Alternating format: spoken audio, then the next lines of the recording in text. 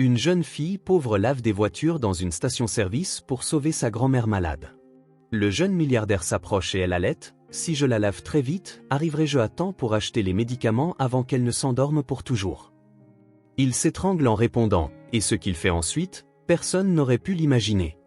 Avant de commencer l'histoire, n'oubliez pas de laisser un like et de vous abonner à la chaîne pour voir plus d'histoires comme celle-ci. Le bruit de respiration sifflante venait de la chambre. Maisie laissa tomber ses crayons de couleur sur la table et courut dans le couloir étroit. Elle n'avait pas besoin de voir pour savoir. Le son était déjà bien trop familier. Quand elle ouvrit la porte, elle trouva sa grand-mère assise au bord du lit, une main sur la poitrine, les épaules voûtées, luttant pour chaque respiration. « Grand-mère » Maisie s'approcha doucement. « Je vais chercher tes médicaments. » Madame Thompson hocha seulement la tête, trop faible pour parler. Ses cheveux gris collaient à son front humide de sueur alors qu'elle essayait de contrôler sa respiration avec le même rythme que Maisie avait mémorisé. 3 secondes d'inspiration, 6 secondes d'expiration. Ça ne marchait pas toujours. Maisie courut à la salle de bain, ouvrit l'armoire à pharmacie et sortit l'inhalateur bleu. Il ne restait qu'un quart du liquide dans le récipient transparent. À côté, la boîte d'antibiotiques ne contenait plus que 2 pilules. Tenant l'inhalateur à 2 mains comme s'il s'agissait d'un trésor inestimable, elle se dépêcha de retourner dans la chambre. « Tiens, grand-mère. » Elle tendit l'appareil avec l'assurance de quelqu'un qui l'avait fait des centaines de fois. Madame Thompson prit l'inhalateur avec des doigts tremblants. Elle inspira le spray médicamenteux et ferma les yeux. Maisie attendit en silence, comptant jusqu'à 10 comme l'infirmière du dispensaire local le lui avait appris. Le médicament agissait rapidement. C'était la seule bonne chose dans une situation autrement mauvaise. « Mieux maintenant » demanda Maisie, s'asseyant à côté de sa grand-mère. « Beaucoup mieux, ma chérie. » La voix de Madame Thompson était rauque, mais la respiration sifflante s'était calmée. « Tu deviens douée pour ça. »« Je sais » sourit Maisie, balançant ses jambes qui n'atteignaient pas encore le sol. « Un jour, je serai infirmière et je m'occuperai de tout le monde. » Madame Thompson passa la main dans les cheveux de sa petite fille. La lumière du matin traversait la fenêtre poussiéreuse, formant un chemin doré jusqu'au lit. Dehors, le monde continuait son rythme bruyant. Des voitures passaient, des enfants criaient en allant à l'école, la cloche de l'église sonnait 9 heures. À l'intérieur de cette chambre, cependant, le temps avait un autre rythme, marqué par des inspirations laborieuses et des moments de soulagement qui devenaient de plus en plus rares. « C'est l'heure du petit déjeuner, grand-mère. J'ai déjà tout préparé. » La table de la cuisine était dressée du mieux qu'une enfant pouvait le faire. Une pile de toast sur une assiette fêlée, du beurre inégalement étalé, un peu de confiture dans un coin. Le thé, encore fumant, attendait dans la tasse préférée de Madame Thompson, celle avec des fleurs bleues qui avait appartenu à sa propre mère. Sa grand-mère s'assit lentement, comme si chaque mouvement nécessitait une planification minutieuse. Ses mains, marquées par le temps et le travail acharné, tremblaient légèrement alors qu'elle tenait la tasse. « Comment arrives-tu à faire tout ça alors que tu es si petite ?» demanda-t-elle en soufflant sur le thé chaud. Maisie haussa les épaules comme si ce n'était rien. « Je te regarde faire. C'est facile. » Mais ce n'était pas facile. Rien n'avait été facile depuis que Madame Thompson était tombée malade. La maison, qui n'avait jamais été grande ou luxueuse, semblait maintenant peser sur les épaules de sa grand-mère. Les médicaments absorbaient presque toute sa pension de retraite. Les factures s'empilaient dans un dossier vert dans le tiroir de la commode, certaines avec des avertissements en lettres rouges que Maisie pouvait lire même si elle n'en comprenait pas entièrement le sens. « Tu te souviens de ce nouveau médecin à la clinique, celui avec les lunettes rondes ?» demanda Madame Thompson entre 2 gorgées de thé. Maisie hocha la tête. « Celui qui m'a donné des autocollants étoiles. » « C'est ça. Elle m'a donné des échantillons gratuits de ces nouveaux médicaments. Le spray bleu ouvre mes poumons pour que je puisse mieux respirer.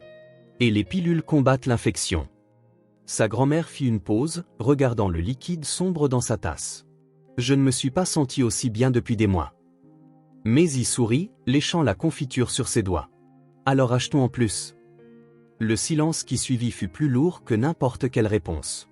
Madame Thompson posa la tasse sur la table et soupira. « Ma chérie, ces médicaments sont très chers.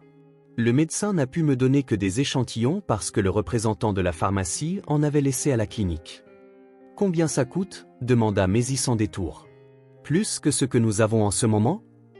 Maisie fronça les sourcils, calculant mentalement avec l'argent dans le bocal à pièces sur l'étagère haute. « Et si on n'achète pas de glace pendant un moment, ou de biscuits?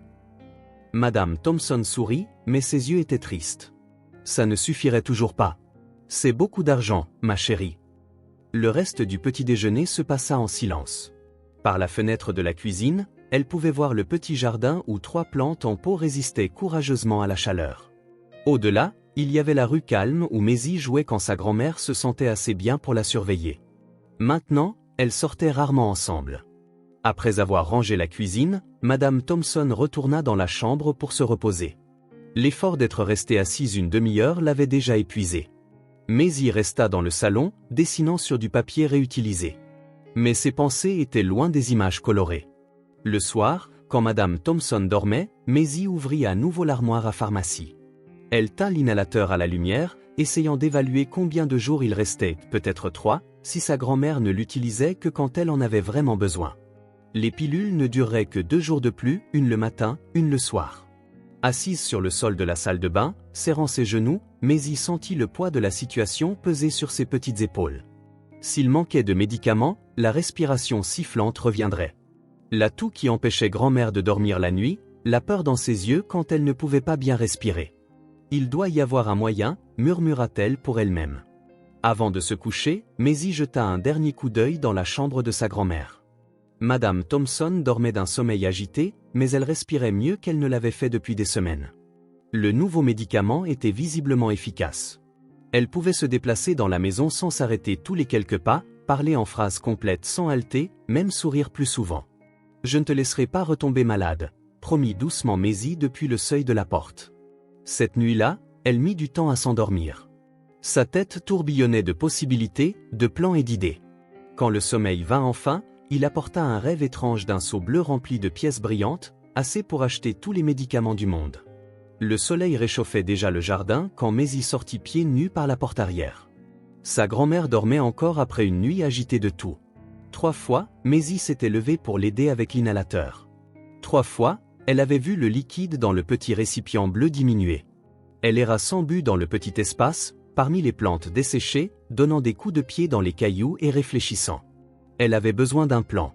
Mais que pouvait faire une enfant pour gagner de l'argent? C'était l'été. Il n'y avait pas d'école et les voisins demandaient rarement de l'aide. C'est alors que son pied nu heurta quelque chose de dur caché parmi les hautes herbes près de la clôture. Elle s'agenouilla, écarta les feuilles sèches et trouva une poignée bleue délavée. Elle tira fort et se retrouva soudain face à un vieux seau en plastique bleu. « Le seau du temps », murmura-t-elle, reconnaissant instantanément l'objet. Il était poussiéreux et avait un trou dans le fond, mais on pouvait encore voir l'écriture au marqueur indélébile sur le côté. Équipe de nettoyage Maisie plus grand-mère, écrit de la main soignée de sa grand-mère, et en dessous, en lettres enfantines et tordues, le nom de Maisie avec un cœur. Elle souffla la poussière du seau et le retourna dans ses mains. Combien de dimanches matins avait-elle passé à laver la petite voiture de grand-mère avant qu'elle ne tombe malade? Madame Thompson frottait le toit et Maisie, utilisant ce même seau, lavait les roues et les parties inférieures. Ensuite, elle savourait toujours une limonade fraîche, assise sur les marches du porche. « C'est ça », s'exclama Maisie, serrant le seau contre sa poitrine. Elle courut à l'intérieur, directement vers le placard sous l'évier. Elle trouva un morceau de vieux savon, une brosse jaune aux poils usés et un chiffon qui avait connu des jours meilleurs. Elle remplit le seau à moitié d'eau du robinet. Le trou était assez petit pour qu'elle puisse l'utiliser avant qu'il ne se vide complètement. Maisie s'arrêta devant la porte de sa grand-mère. Madame Thompson respirait difficilement, même dans son sommeil. Elle ne pouvait pas la réveiller maintenant. Elle attrapa un morceau de papier et écrivit en grosses lettres « Je suis allée jouer, je reviens tout de suite. Je t'aime très fort, Maisie. » Elle plaça le mot sur la table de chevet, à côté de l'inhalateur. Le soleil était déjà haut quand Maisie arriva à la station-service au bout de la rue. C'était la seule du coin où tout le monde s'arrêtait pour faire le plein avant de prendre la route principale. Elle posa le seau par terre près de la zone où les voitures s'arrêtaient pour vérifier la pression des pneus et attendit. Une voiture rouge s'arrêta. Un homme en costume sortit, parlant fort au téléphone. « Monsieur, voulez-vous que je lave votre voiture? Juste 5 $? Demanda Maisie, soulevant le seau pour le lui montrer. L'homme ne la regarda même pas. Il continua sa conversation téléphonique pendant qu'il vérifiait ses pneus, puis repartit. Maisie n'abandonna pas. Elle s'approcha d'une femme aux cheveux blonds qui venait de finir de faire le plein de sa voiture argentée. Madame, puis-je laver votre voiture? Ce n'est vraiment pas cher. La femme secoua la tête. Désolé ma puce, je suis pressé. Les heures passèrent. Le soleil de midi était brutal, mais Maisie tint bon, son seau bleu à ses côtés. Certaines personnes refusaient gentiment. D'autres l'ignoraient simplement. Un des pompistes, un jeune homme portant une casquette rouge, lui apporta un gobelet d'eau. « Tu devrais rentrer chez toi, petite. Il fait trop chaud ici. » Maisie secoua la tête, déterminée. « Je ne peux pas. Je dois gagner de l'argent pour les médicaments de ma grand-mère. » Le jeune homme la regarda avec curiosité mais fut appelé pour servir un autre client. Maisie resta là, son seau perdant lentement de l'eau par le petit trou, tout comme son optimisme s'effritait à chaque refus. Après des heures, elle s'assit sur le trottoir, épuisée. Seules 2 personnes avaient accepté son offre. Un monsieur âgé avec une voiture ancienne qui lui donna $3 même si elle avait fait un travail précipité, et une jeune mère avec une voiture pleine de jouets qui lui donna $2 et un sourire triste. $5. C'était tout ce qu'elle avait gagné, et le soleil commençait déjà à se coucher. Les médicaments coûtent beaucoup plus cher, murmura-t-elle pour elle-même, regardant les quelques pièces dans sa main. Elle était prête à abandonner quand un gros SUV noir entra dans la station. C'était le genre de voiture qu'elle ne voyait que dans les films, brillante, imposante, avec des roues si hautes qu'elle pouvait à peine les atteindre en tendant le bras. Il s'arrêta près d'elle, le moteur ronronnant avant de se taire. Un homme grand aux cheveux noirs et en costume gris en sortit. Il avait un téléphone à la main et une expression sérieuse. Il avait l'air important, le genre de personne qui n'aurait jamais de temps pour une enfant avec un seau qui fuit. Malgré tout, Maisie s'approcha de lui. C'était sa dernière chance de la journée. « Monsieur » appela-t-elle, essayant de paraître confiante. « Puis-je laver votre voiture ?» Il lui jeta un bref coup d'œil et fit un geste négatif de la main, continuant à taper quelque chose sur son téléphone. Maisie aurait dû reculer, comme elle l'avait fait avec tous ceux qui l'avaient refusé. Mais quelque chose la retint là. « Je peux le faire très vite » insista-t-elle. « Parce que si je la lave très vite, peut-être que je pourrai avoir l'argent pour les médicaments avant que ma grand-mère ne s'endorme pour toujours. » Les mots sortirent d'un trait. Elle ne réalisa même pas qu'elle les disait à voix haute. L'homme arrêta de taper et la regarda vraiment pour la première fois. « Des médicaments » demanda-t-il, rangeant son téléphone dans sa poche. Maisie hocha la tête, tenant le seau à 2 mains. Elle a du mal à respirer. Le médicament bleu est presque fini, et il y a des pilules aussi. L'homme, Grayson Hale, bien que Maisie ne connaisse pas encore son nom, l'observa plus attentivement. Une petite enfant, seule dans une station-service au crépuscule, avec un vieux seau et de la détermination dans les yeux. Quelque chose dans son expression changea. « Comment t'appelles-tu » demanda-t-il, sa voix plus douce maintenant. « Maisie. »« Eh bien, Maisie, tu peux laver ma voiture si tu veux. »« Vraiment ?» Ses yeux s'illuminèrent. « Vraiment. Mais fais attention de ne pas rayer la peinture, d'accord ?» Maisie hocha la tête avec empressement et courut au robinet pour remplir son seau. L'homme la regarda avec une expression difficile à déchiffrer. Quelque chose entre la curiosité et l'inquiétude. « Combien tu demandes » demanda-t-il quand elle revint, traînant le lourd seau. « $5, répondit Maisie, savonnant déjà la brosse. Puis, réalisant la taille de l'énorme SUV, elle ajouta « Mais cette voiture est assez grosse, alors 10. » Un léger sourire apparut sur les lèvres de Grayson. « Ça me semble juste. » Maisie travailla dur. Elle mouilla, savonna et frotta chaque partie qu'elle pouvait atteindre. Les roues étaient couvertes de boue et elle passa plus de temps à les faire briller. Le trou dans le seau rendait le travail plus difficile, l'obligeant à retourner plusieurs fois au robinet pour le remplir. Ses petites mains devinrent rouges à cause de l'effort, mais elle ne se plaignit jamais. Grayson l'observait de là où il se tenait, appuyé contre l'une des pompes à essence. Au début, il vérifiait sa montre de temps en temps, mais bientôt il se retrouva complètement absorbé par la scène. La détermination de cet enfant, la façon dont elle étirait son corps pour atteindre les endroits les plus hauts, le soin avec lequel elle passait le chiffon sur les phares de la voiture. Il y avait quelque chose de profondément émouvant dans sa persévérance. « Tu laves toujours des voitures ici ?» demanda-t-il quand elle eut fini l'arrière et commença le côté. « Non » répondit Maisie, concentrée sur sa tâche. « C'est mon premier jour. Mais j'aidais ma grand-mère à laver sa voiture avant qu'elle ne tombe malade. »« Et où est ta grand-mère maintenant ?»« À la maison, elle dort. Elle se fatigue très vite. » Il y avait quelque chose dans la façon décontractée dont Maisie parlait de la situation qui serra le cœur de Grayson. Quel âge avait-elle? 8, peut-être 9 ans? Et elle portait déjà des soucis que même les adultes ne devraient pas avoir à supporter. Personne d'autre ne vous aide, vous deux? Maisie s'arrêta, le chiffon dégoulinant dans ses mains. Non, c'est juste moi et grand-mère. Puis, comme si elle réalisait à quel point cela pouvait paraître triste, elle ajouta, mais on se débrouille bien. On est une équipe, vous savez. C'est même écrit sur le seau. Elle montra l'inscription délavée, et quelque chose dans ces mots simples, équipe de nettoyage Maisie plus grand-mère, fit que Grayson détourna le regard un instant. Quand Maisie eut enfin terminé, le soleil se couchait. Le travail n'était pas parfait. Elle n'avait pas pu atteindre le toit du SUV et il restait quelques traces d'eau, mais elle avait tout donné. Ses vêtements étaient trempés, ses cheveux collaient à son front, et une expression de satisfaction épuisée illuminait son visage. Fini, annonça-t-elle fièrement. Grayson fit le tour du véhicule, examinant son travail avec un sérieux qui fit retenir son souffle à Maisie. Quand il eut terminé l'inspection, il sourit. C'est très bien, Maisie. Excellent travail. Elle lui sourit en retour, épuisée mais heureuse. Ça fera $10.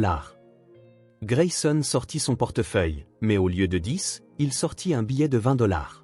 Tiens, pour ton dévouement. Les yeux de Maisie s'écarquillèrent. Mais c'est trop. Tu le mérites. Tu as fait un excellent travail. Maisie tint le billet avec précaution, comme s'il était précieux et fragile. Avec les $5 qu'elle avait déjà gagnés, elle avait maintenant $25.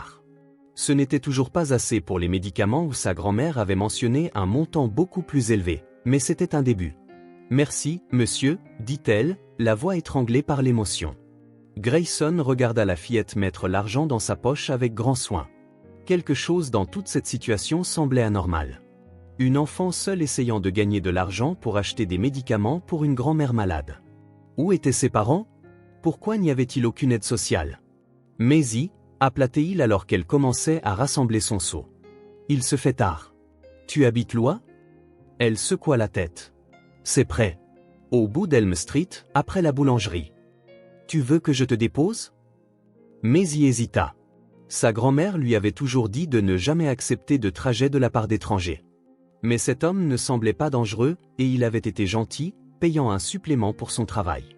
Je peux d'abord t'emmener à la pharmacie, ajouta Grayson, remarquant son hésitation, pour que tu puisses acheter les médicaments de ta grand-mère. La possibilité d'acheter les médicaments le jour même fit disparaître le doute de Maisie. Je peux vraiment aller à la pharmacie? La pharmacie Westside est sur le chemin du retour? Grayson hocha la tête. Bien sûr. Il devrait être ouvert jusqu'à 20h. Maisie baissa les yeux sur l'argent dans sa poche, puis sur le seau bleu, et enfin sur Grayson. Elle prit sa décision. D'accord. Mais je dois d'abord appeler ma grand-mère pour la prévenir. Grayson sourit, approuvant sa prudence. Il attendit patiemment pendant qu'elle utilisait le téléphone de la station pour appeler chez elle. La conversation fut brève. Sa grand-mère ne répondit pas tout de suite, dormant probablement encore. Quand elle décrocha enfin, Maisie expliqua rapidement où elle était et avec qui elle allait monter. Elle a dit que c'était d'accord, dit Maisie en revenant. Mais elle m'a demandé d'être prudente. Ta grand-mère a raison. Sois toujours prudente. Grayson lui ouvrit la portière passager. Attache ta ceinture. D'accord? Maisie grimpa sur le siège haut du SUV, le seau bleu sur ses genoux. Un instant, elle regarda en arrière vers la station-service où elle avait passé toute sa journée. Le jeune pompiste à la casquette rouge lui fit un signe de la main et elle répondit. Alors que la voiture s'éloignait, Maisie sentit un mélange d'espoir et de peur. La pharmacie était sa destination. Mais que se passerait-il si elle découvrait que $25 n'était toujours pas suffisant? L'homme à côté d'elle était un étranger, mais quelque chose en lui inspirait confiance. Le seau bleu, avec son petit trou et ses précieux souvenirs, reposait sur ses genoux comme un rappel de ce qui comptait vraiment. Sa grand-mère, à la maison, attendant un miracle qui coûtait plus cher qu'elle ne pourrait jamais l'imaginer. Le SUV noir glissa en douceur dans les rues de la ville. Maisie, le vieux seau bleu sur les genoux, regardait par la fenêtre comme si elle voyait tout pour la première fois. Les lumières commençaient à briller dans les magasins et les maisons, créant une scène digne d'un film. « Vous avez une belle voiture », commenta-t-elle en passant la main sur le siège en cuir. Grayson sourit légèrement. « Merci. Elle est confortable pour les longs trajets. » Vous voyagez beaucoup? Oui, mon travail m'oblige à visiter beaucoup d'endroits. Maisie hocha la tête pensivement. Ça doit être cool de voir de nouveaux endroits. Ma grand-mère et moi ne quittons jamais la ville. Un bref silence s'installa entre eux. Grayson jeta un coup d'œil à la fillette. Il y avait quelque chose en elle, un mélange de fragilité et de force, qui l'intriguait. « Parle-moi de ta grand-mère », suggéra-t-il, ralentissant la voiture à l'approche d'un feu de circulation. Le visage de Maisie s'illumina. « Ma grand-mère est la personne la plus cool du monde. Elle était enseignante avant de prendre sa retraite. De maths. Elle apprend à tout le monde, même à ceux qui ont vraiment du mal. Elle a l'air d'être une excellente enseignante. Elle l'est. Mais maintenant, elle se fatigue très vite. » La voix de Maisie baissa. « Avant, on faisait des biscuits tous les dimanches. Elle m'a appris à mesurer les ingrédients, à les mélanger dans le bon ordre. Mais maintenant, elle ne peut plus rester debout très longtemps. » Grayson sentit un nœud dans sa gorge. « Et tes parents ?» Maisie tripota les fils effilochés de la poignée du seau. « Ma mère est partie quand j'étais toute petite. Mon père est mort dans un accident. C'était il y a longtemps. » Elle le dit simplement, comme si elle décrivait la météo.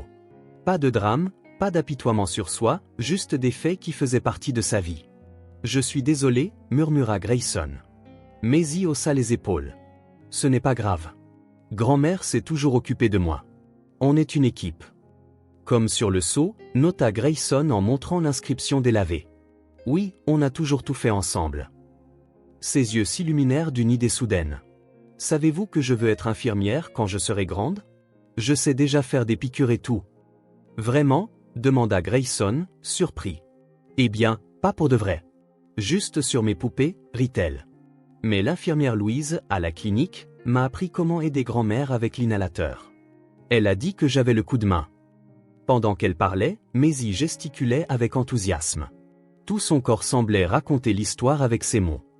Grayson se surprit à sourire devant l'énergie de l'enfant. « Tu seras une excellente infirmière. »« Vous croyez ?» Ses yeux brillèrent. « Je vais étudier très dur. Grand-mère dit qu'avec une éducation, on peut être tout ce qu'on veut. Ta grand-mère a raison. » Le reste du trajet fut rempli par la voix de Maisie décrivant son école, le chat des voisins qui venait parfois dans son jardin, et les plantes qu'elle essayait de faire pousser, une vie simple, avec de petites joies qu'elle chérissait comme des trésors inestimables. Grayson écoutait tranquillement, ne répondant que lorsque c'était nécessaire. Quelque chose en lui changeait à chaque mot de la petite fille. Les réunions qu'il avait manquées, le contrat qu'il n'avait pas conclu cet après-midi, tout cela semblait insignifiant maintenant.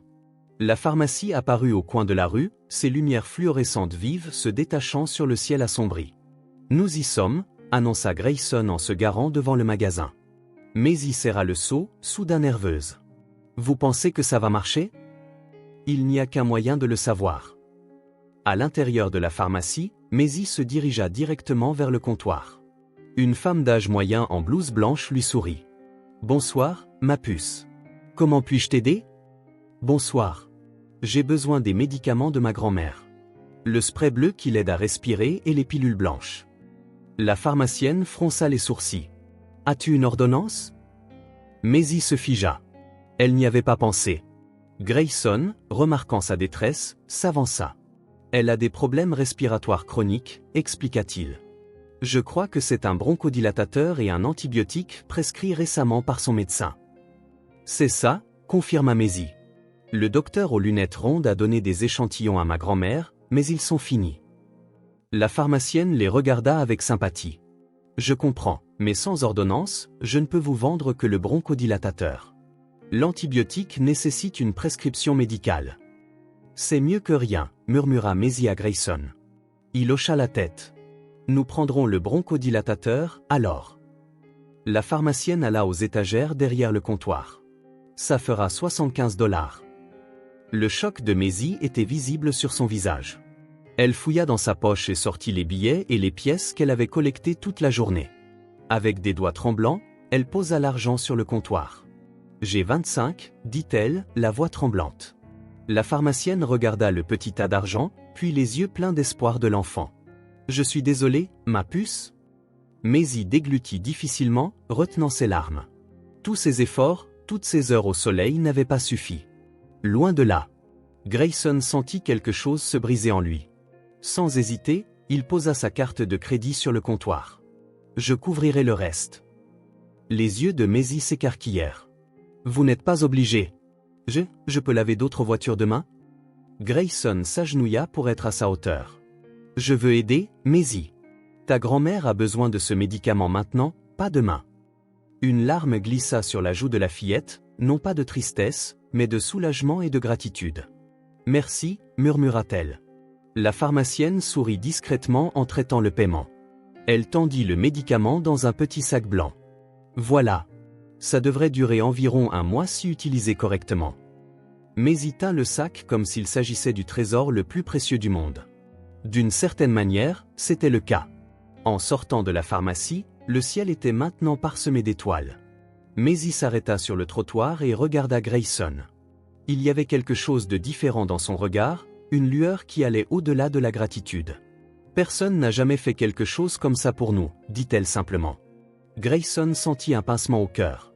Comment pouvait-il expliquer que ce geste signifiait autant pour lui que pour elle? Qu'en l'aidant, il se sentait connecté à quelque chose de plus grand que la routine vide qu'était devenue sa vie. Viens, je te ramène à la maison. Ta grand-mère doit s'inquiéter. Sur le chemin du retour, Maisie serrait le médicament et le seau avec le même soin. De temps en temps, elle jetait un coup d'œil à Grayson avec un sourire timide. Ils ne parlèrent pas beaucoup, mais ce n'était pas un silence inconfortable. Les mots semblaient superflus. Quand ils arrivèrent à la modeste maison au bout d'Elm Street, Maisie hésita avant de sortir de la voiture. « Reviendrez-vous un jour ?» demanda-t-elle avec l'espoir innocent de quelqu'un qui n'a pas encore appris à cacher de tels sentiments. Grayson réalisa qu'il n'avait pas envisagé cette possibilité. Mais en regardant cet enfant, avec le seau bleu et un médicament qui coûtait plus cher qu'elle ne pourrait jamais payer seule, il connut la réponse. « Oui, Maisie. Je reviendrai. » Le sourire qu'elle lui offrit en retour valait plus que n'importe quel contrat qu'il ait jamais conclu dans sa carrière. Alors que Maisie courait vers sa porte d'entrée, le médicament tenu haut comme un trophée, Grayson sentit quelque chose prendre racine en lui, une graine d'affection qui, sans qu'il le sache, allait changer sa vie pour toujours. Maisie agrippa la rampe du petit Porsche, sautant les marches en bois 2 par 2. Le vieux seau bleu se balançait dans une main, le sac de la pharmacie dans l'autre. Son cœur battait la chamade, en partie à cause de l'effort, en partie à cause de l'excitation. La nuit était complètement tombée, et les lumières jaunâtres de l'intérieur indiquaient que sa grand-mère était réveillée. La voiture de Grayson était toujours garée sur le trottoir. Il avait insisté pour attendre de la voir entrer en toute sécurité.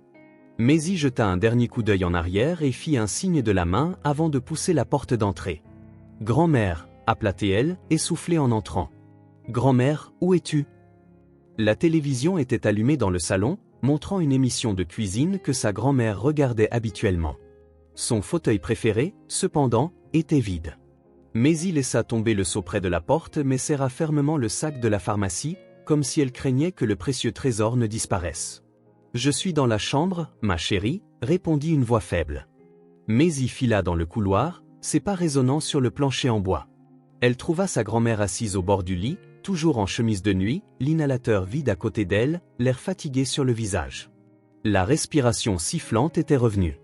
Maisie pouvait l'entendre depuis le seuil de la porte. « Tu as mis si longtemps » dit Madame Thompson avec un faible sourire. « J'étais inquiète. »« Je suis désolée, grand-mère, mais... » Maisie était à bout de souffle, les yeux brillants d'excitation. « Regarde ce que j'ai eu. » Elle leva le sac blanc de la pharmacie comme un trophée.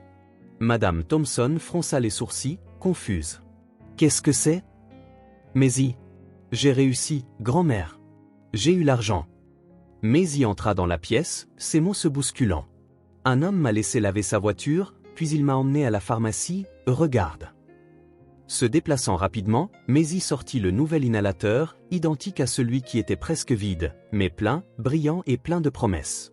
Les yeux de Madame Thompson s'écarquillèrent, comme si elle ne pouvait pas croire ce qu'elle voyait. « Oh, mon Dieu, c'est le médicament. »« Bien sûr. » Maisie sauta de joie. « L'homme s'appelle Grayson.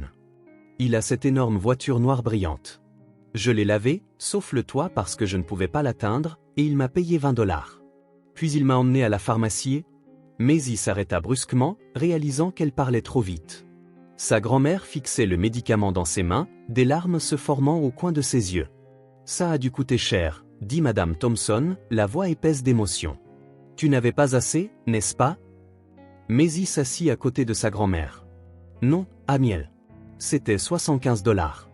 Je n'avais que 25. Et cet homme, cet étranger, a payé le reste. Madame Thompson parut alarmée maintenant, étudiant sa petite fille avec inquiétude.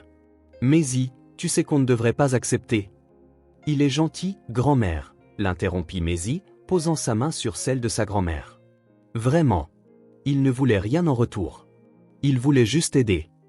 Madame Thompson regarda le médicament, puis sa petite fille. L'inquiétude assombrissait son expression, mais aussi le soulagement. La respiration sifflante dans sa poitrine empirait, et elle savait qu'elle avait besoin de ce médicament. « Tu as fait ça pour moi, ma petite ?» demanda-t-elle, la voix tremblante d'émotion.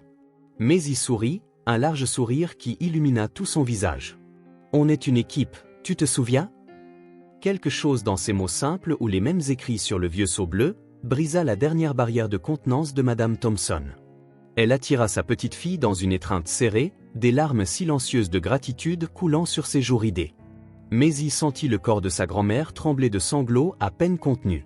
Il était rare de la voir pleurer. Madame Thompson était toujours la forte, le roc qui tenait tout ensemble. La voir si vulnérable poussa Maisie à la serrer encore plus fort. « Ne pleure pas, grand-mère, » murmura-t-elle. « Tout va bien se passer maintenant. » Madame Thompson s'écarta légèrement, assez pour regarder le visage de Maisie. Avec des mains tremblantes, elle essuya ses propres larmes. « Tu as tellement grandi, » dit-elle en souriant à travers ses larmes. « Parfois, j'oublie que tu n'es qu'une enfant. » « Je suis assez grande pour aider, » répondit Maisie avec un sérieux qui surprenait souvent les adultes. Madame Thompson prit le nouvel inhalateur. Avec des mouvements exercés, elle le secoua quelques fois, puis l'utilisa, prenant une longue et profonde inspiration du médicament. Le soulagement fut presque immédiat. Maisie pouvait le voir dans les épaules de sa grand-mère, qui se détendirent visiblement. « Mieux ?» demanda-t-elle, observant toujours attentivement. « Beaucoup mieux, » répondit Madame Thompson, respirant plus facilement. « C'est un miracle. »« Ce n'est pas un miracle, grand-mère. C'est un médicament. » Maisie rit de sa propre blague, et sa grand-mère se joignit à elle. Un instant, elles restèrent assises là, côte à côte sur le bord du lit, riant ensemble. L'ombre de l'inquiétude qui avait plané sur la maison ces dernières semaines sembla se dissiper un peu. « Et ce Grayson ?» demanda Madame Thompson une fois les rires calmés. « Tu as dit qu'il t'avait ramené à la maison ?» Maisie hocha la tête avec enthousiasme. « Oui. Il a attendu que je sois rentrée avant de partir. Regarde, sa voiture est peut-être encore là. » Elles se levèrent toutes les deux et allèrent à la fenêtre avant. Le SUV noir était toujours garé près du trottoir, ses lumières intérieures allumées. Maisie fit un signe de la main avec excitation. Après un instant, une lumière clignota en réponse, Grayson signalant avant de s'éloigner. « Il a dit qu'il reviendrait un jour », commenta Maisie alors qu'elle regardait la voiture disparaître. Madame Thompson passa son bras autour des épaules de sa petite fille, son visage pensif, un mélange de gratitude et de prudence. « J'espère qu'il le fera, » dit-elle finalement. « J'aimerais le remercier en personne. » Plus tard cette nuit-là, après que Maisie lui eut raconté chaque détail de la journée ou la station-service, les gens qui l'avaient refusé, comment Grayson était apparu au dernier moment, Madame Thompson s'assit dans son fauteuil préféré dans le salon. Elle respirait plus facilement maintenant, le médicament faisant effet. Elle regarda Maisie, qui s'était endormie sur le canapé, épuisée par l'aventure de la journée.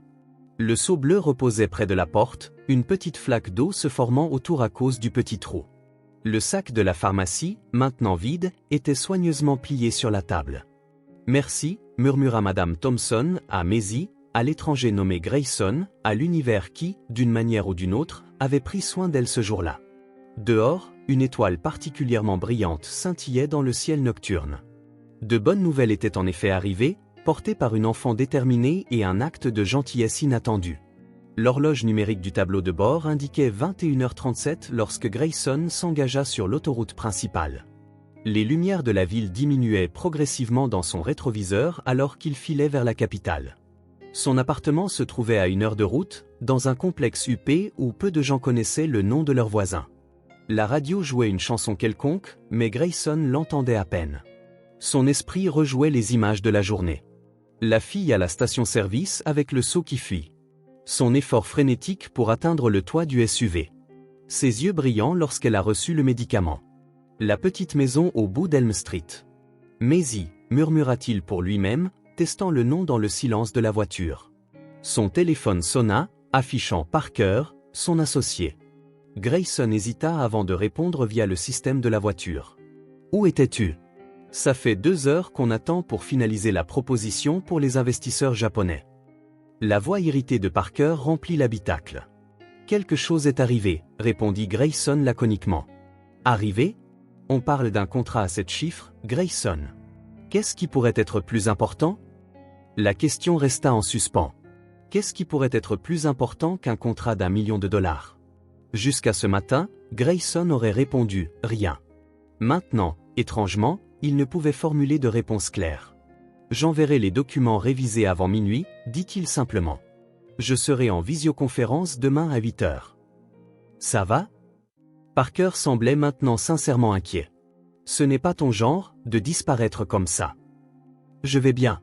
J'avais juste quelque chose à régler. » L'appel se termina par des excuses à demi-mot et des promesses professionnelles. Grayson ajusta la climatisation, se sentant mal à l'aise pour des raisons qui n'avaient rien à voir avec la température. Dans son appartement moderne avec vue sur la ville, Grayson ouvrit son ordinateur portable sur la table de la salle à manger rarement utilisée. L'email de Parker était déjà là, avec des fichiers joints et un rappel de la réunion du lendemain matin. Il travailla mécaniquement, examinant les clauses et les termes du contrat.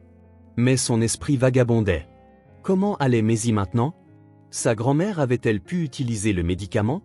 Qui d'autre s'occupait d'elle à part la petite fille elle-même ? Le curseur clignotait sur l'écran, attendant des commandes qui ne venaient pas. Grayson se surprit à regarder par la fenêtre les lumières de la ville qui ne dormaient jamais. Il était là, à 38 ans, vivant le rêve, copropriétaire d'une entreprise de conseil prospère, conduisant une voiture de luxe, vivant dans un appartement de luxe. Pourtant, il ne s'était jamais senti aussi vide qu'en ce moment. Il referma l'ordinateur portable d'un mouvement sec, le son résonnant dans l'appartement silencieux. « Qu'est-ce que je fais ? » demanda-t-il à voix haute. Il se dirigea vers le bar et se versa un whisky. Le liquide ambré tourbillonna dans le verre alors qu'il pensait à Maisie et au sac de pharmacie qu'elle portait comme un trophée. Comment quelqu'un d'aussi petit pouvait-il supporter d'aussi énormes responsabilités ? Quelque chose en elle l'avait profondément touché. Ce n'était pas seulement de la compassion. Il y avait quelque chose de plus, une connexion qu'il ne pouvait expliquer. Peut-être était-ce un instinct protecteur. Ou peut-être était-ce de l'admiration pour son courage.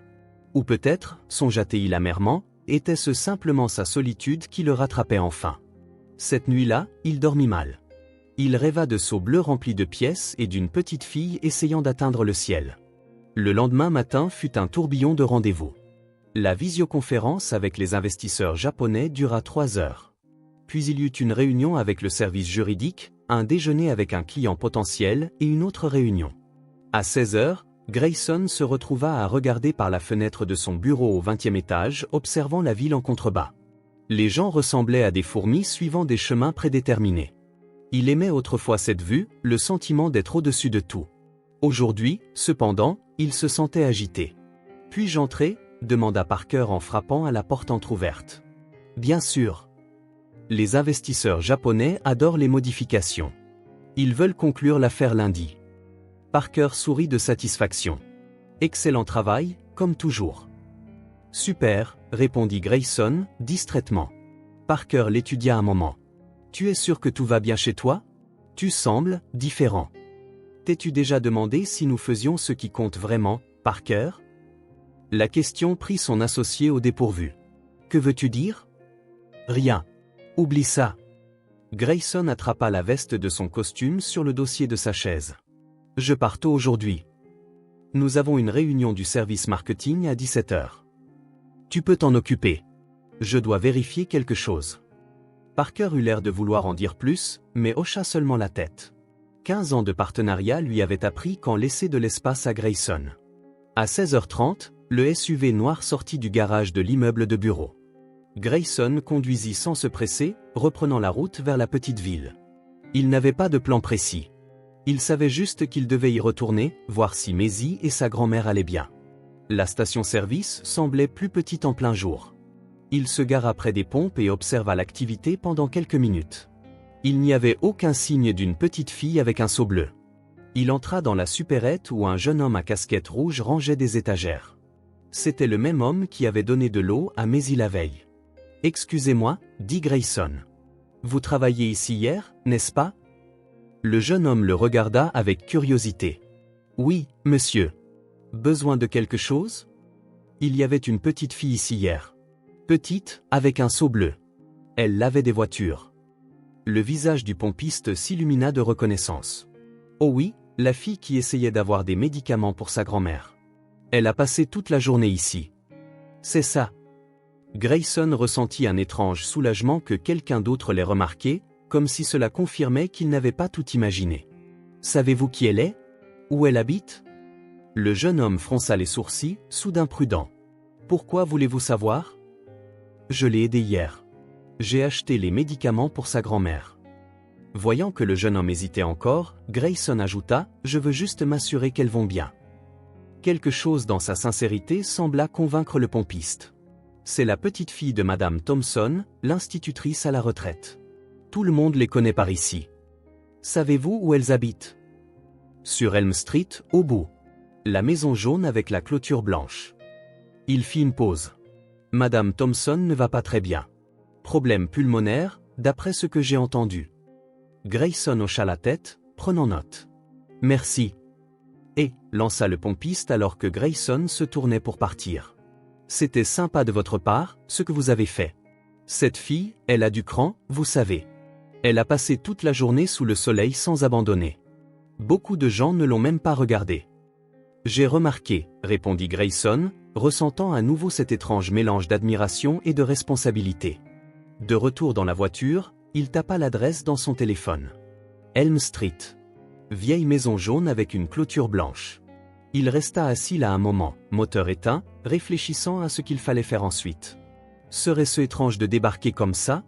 Après tout, il était encore un étranger. Mais ensuite, il se souvint du regard plein d'espoir de Maisie, de la question qu'elle avait posée avant de quitter le SUV, « Reviendrez-vous un jour ?» Il démarra le moteur. Il avait promis qu'il reviendrait, et Grayson Hale ne rompait pas ses promesses. Il suivit la rue principale, se rappelant les points de repère que Maisie avait mentionnés. La boulangerie du coin, le petit parc, l'intersection avec le feu de circulation cassé. La ville ressemblait exactement à ce qu'elle avait décrit. Simple, un peu usé par le temps, mais avec une atmosphère calme rarement trouvée dans les endroits qu'il fréquentait. En tournant dans Elm Street, son cœur s'accéléra inexplicablement. Il conduisit lentement, observant les maisons. Des enfants jouaient dans un jardin. Un homme lavait sa voiture dans l'allée. Une femme âgée arrosait des fleurs sur son porche. Et puis, au bout de la rue, il vit la maison jaune avec la clôture blanche. Petite, modeste, avec un jardin soigneusement entretenu malgré l'herbe légèrement envahissante. Elle ressemblait exactement au genre de maison qu'il avait imaginé pour Maisie et sa grand-mère. Il se gara à quelques mètres. De la voiture, il pouvait voir dans le jardin latéral où, en regardant attentivement, il pouvait distinguer quelques plantes en pot et ce qui semblait être une petite balançoire. Grayson coupa le moteur et prit une profonde inspiration. Il était là. Et maintenant? Quelle excuse donnerait-il pour son retour? Que dirait-il à la grand-mère de Maisie? Le doute le retint à l'intérieur du SUV pendant quelques minutes de plus. Puis, avec une résolution soudaine, il ouvrit la portière et sortit. Certaines choses n'avaient pas besoin de raison ou d'explication logique. Certaines choses devaient simplement être faites. Marchant d'un pas décidé, il traversa la rue en direction de la maison jaune, déterminé à revoir la petite fille qui, en moins de 24 heures, avait réussi à changer quelque chose de fondamental dans sa vie. Grayson marcha lentement sur le trottoir d'Elm Street, se sentant étrangement déplacé dans son costume cher et ses chaussures cirées. Les maisons simples, les jardins modestes et les vélos laissés sur les pelouses contrastaient avec le monde des affaires qu'il habitait quotidiennement. Alors qu'il approchait de la maison jaune, son cœur battait plus fort. Que dirait-il? Comment expliquerait-il sa présence ici? Peut-être était-ce une erreur de venir. Peut-être devrait-il simplement... C'est alors qu'il la vit. Maisie était accroupie sur le trottoir devant la maison, absorbée par quelque chose. Elle portait une simple robe bleue, ses cheveux attachés en une queue de cheval désordonnée. À côté d'elle, le vieux seau bleu, maintenant vide, servait à autre chose. Il contenait un mélange d'eau savonneuse. La fillette trempait un anneau en plastique dans la solution et le levait en l'air, soufflant doucement pour créer des bulles de savon qui dansaient dans la brise de fin d'après-midi. Son visage exprimait une joie pure, celle que seuls les enfants peuvent vraiment ressentir, complètement absorbés par l'instant, comme si rien d'autre au monde ne comptait que ces sphères chatoyantes. Grayson s'arrêta net, observant. Une étrange oppression lui serra la poitrine, mi-nostalgie, mi-tendresse. Combien de fois, dans sa propre enfance compliquée, avait-il souhaité des moments comme celui-ci, simple, insouciant, juste jouer sur le trottoir devant chez lui? Il prit une profonde inspiration et fit quelques pas de plus. L'une des bulles de savon flotta vers lui, éclatant sur son épaule avec un léger claquement. Le petit bruit attira l'attention de Maisie, qui leva les yeux. Un instant, ses yeux s'écarquillèrent de surprise. Puis un immense sourire illumina son visage. « C'est encore vous !» s'exclama-t-elle en se relevant d'un bond. L'anneau en plastique tomba sur le trottoir, oublié. « Vous êtes vraiment revenu ?» La joie authentique dans sa voix fit sourire Grayson à son tour. Ce n'était pas le sourire contrôlé qu'il utilisait dans les réunions d'affaires. C'était quelque chose de spontané, quelque chose qui adoucissait les rides d'inquiétude sur son visage. « J'avais promis, n'est-ce pas ?» répondit-il, s'arrêtant à quelques pas. Maisie s'approcha de lui, sautillant presque. « Ma grand-mère va mieux. Le médicament a si bien marché qu'elle a même fait des crêpes ce matin. » La simplicité avec laquelle elle célébrait quelque chose d'aussi basique que des crêpes matinales émut profondément Grayson. Depuis des années, son propre petit déjeuner n'était guère plus qu'un café noir cher et des emails précipités. « Je suis vraiment content de l'entendre, » dit-il sincèrement. Il voulait poser tant de questions, comprendre tant de choses sur leur situation. Mais en voyant cette enfant souriante, il réalisa qu'il devait commencer plus doucement.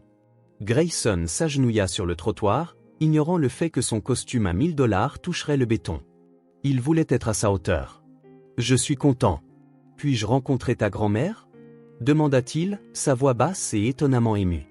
Il n'était pas sûr de pourquoi il ressentait un tel besoin.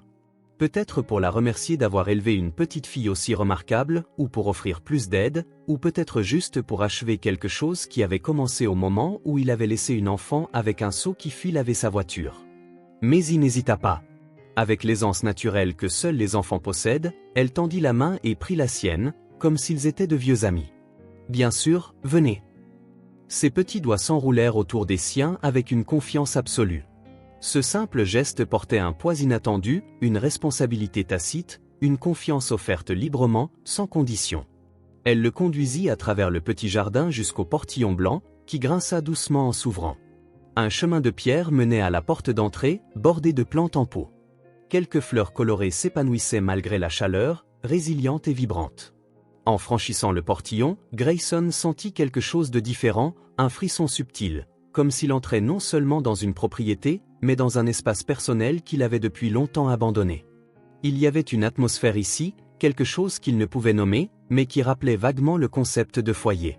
Grand-mère est probablement dans le salon en train de regarder son émission de cuisine, expliqua Maisie, tenant toujours fermement sa main. Elle adore essayer les recettes après, mais parfois ça ne marche pas tout à fait. Maisie rit de sa propre observation, et Grayson se surprit à sourire aussi. Sa spontanéité était contagieuse. La porte d'entrée était entr'ouverte, calée par la douce brise d'été. Maisie la poussa sans cérémonie, entrant la première et tirant Grayson avec elle. L'intérieur de la maison était tel qu'il l'avait imaginé, et pourtant surprenant.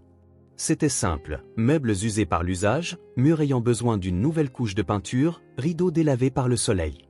Pourtant, il y avait aussi un sens évident du soin dans chaque détail. Des livres soigneusement rangés sur des étagères, des photos de famille dans des cadres simples, un plaid coloré plié sur le canapé. C'était un endroit vécu, pas seulement habité. Mais il lâcha sa main et courut devant, un petit tourbillon d'énergie. « Grand-mère, j'ai amené un ami. C'est lui qui m'a aidé à acheter tes médicaments. » annonça-t-elle bruyamment, disparaissant dans le salon. Grayson s'arrêta dans le couloir, soudain nerveux. Que dirait-il? Comment expliquerait-il sa présence ici? Pourquoi avait-il l'impression d'être sur le point d'entrer dans un examen pour lequel il n'avait pas étudié? Prenant une profonde inspiration, il suivit la voix de Maisie. Il tourna à gauche dans le salon. La première chose qu'il remarqua fut le fauteuil vert mousse près de la fenêtre, positionné pour capter la lumière naturelle. Assise là se trouvait une femme âgée aux cheveux gris tordus en un simple chignon. Elle portait une robe d'intérieur fleurie et des lunettes de lecture pendaient à une chaîne autour de son cou. Un livre reposait sur ses genoux, momentanément oublié. Lorsque Grayson franchit le seuil et que leurs yeux se rencontrèrent, le temps sembla se figer. Il s'arrêta net. La reconnaissance le frappa comme une vague. Plus âgé, oui, marqué par les années, mais indubitable dans son essence. Les mêmes yeux aimables et observateurs. Le même sourire qui commençait à un coin de ses lèvres avant de s'étendre sur son visage. « Madame Thompson ?» La voix de Grayson se bloqua, à peine au-dessus d'un murmure. La femme cligna des yeux, analysant l'homme devant elle. La confusion vacilla, puis un éclair de reconnaissance, et enfin, une stupéfaction totale. « Grayson ?» Sa voix trembla. « Grayson est ?» Maisie regarda de l'un à l'autre, sentant que quelque chose d'extraordinaire se passait, même si elle ne saisissait pas tout à fait quoi. Grayson se sentit faible sur ses genoux. Il fit quelques pas en avant, comme dans un état second. « C'est vraiment vous ?» dit-il, incrédule. Après tout ce temps, laissa échapper Madame Thompson, le livre glissant sur ses genoux, une main couvrant ses lèvres sous le choc. « Mon Dieu, comment est-ce possible ?» Grayson s'approcha, les yeux embués par la force des souvenirs longtemps enfouis, maintenant réveillés avec une puissance étonnante. « Vous étiez mon institutrice de CM2, dit-il, la voix épaisse d'émotion. Vous avez été la première personne à croire en moi. » Le temps remonta de 25 ans en un instant. Image d'une salle de classe usée dans une école publique en périphérie de la ville. Un garçon maigre et silencieux au fond de la classe, griffonnant des fusées et des étoiles dans les marges de ses cahiers pendant que tous les autres luttaient pour lire. Et une enseignante qui, contrairement à toutes les autres, s'était arrêtée un jour pour admirer ses dessins. Le sourire de Madame Thompson trembla de larmes. Le garçon qui dessinait des fusées disait qu'il allait changer le monde. Elle se souvenait. Après toutes ces années, tous ses élèves, elle se souvenait de lui. Grayson ne put se retenir plus longtemps. Il s'approcha et s'agenouilla à côté du fauteuil, exactement comme il le faisait quand il était garçon, restant après la classe pour lui montrer ses derniers dessins ou l'interroger sur les étoiles. « Je l'ai fait, vous savez, » dit-il d'une voix pleine à la fois de fierté enfantine et de gratitude adulte. « J'ai grandi, j'ai étudié dur. Tout a commencé avec ce livre que vous m'avez donné. Cet encouragement. Sans cela, je ne serais jamais arrivé là où je suis. » Le livre. Un volume d'astronomie usé, pris dans sa bibliothèque personnelle, pas celle de l'école. Pour les rêveurs qui regardent vers le haut, avait-elle écrit sur la première page. C'était le premier cadeau que Grayson ait jamais reçu de sa vie. La main tremblante de Madame Thompson s'avança, touchant son visage comme pour confirmer qu'il était réel. « Regardez-vous » murmura-t-elle doucement. « J'ai toujours su qu'il y avait de la grandeur en vous. Dès le premier jour. » Sa main glissa dans la sienne, la tenant doucement. Le contact était chaud, étonnamment ferme malgré son âge, le même contact qui avait autrefois guidé sa main d'enfant, lui apprenant à tenir correctement un crayon et à tracer des lignes précises pour ses dessins de fusée. Mais y regardait, perplexe mais clairement émue. Elle ne comprenait pas toute l'étendue de ce qui se passait, mais elle en sentait l'importance. La façon dont les adultes se regardaient, comme s'ils avaient trouvé quelque chose de précieux qu'ils pensaient perdu depuis longtemps. « Vous vous connaissez ?» demanda-t-elle enfin, brisant le silence chargé. Grayson et Madame Thompson se tournèrent vers elle, presque surpris par sa présence. Pendant un moment, ils avaient été transportés dans un autre temps et un autre lieu. « Oui, ma chérie » répondit Madame Thompson, sa voix plus assurée maintenant. « Monsieur Hale était mon élève. Il y a très longtemps. »« Avant que je sois née ?» demanda Maisie, essayant de saisir à quel point c'était il y a longtemps. « Bien avant » répondit Grayson avec un doux sourire. « Quand j'avais à peu près ton âge. » Les yeux de Maisie s'écarquillèrent. « Vous étiez un enfant comme moi ?» L'émerveillement innocent dans sa question fit rire les deux adultes, dissipant une partie de l'intensité du moment. « Crois-le ou non, chaque adulte a été un enfant un jour, » dit Madame Thompson de son ton professoral toujours patient. « Et vous dessinez des fusées ?» lui demanda Maisie. « Tous les jours » confirma Grayson. « Sur les bords de mes cahiers, dans mes manuels scolaires, parfois même sur les bureaux.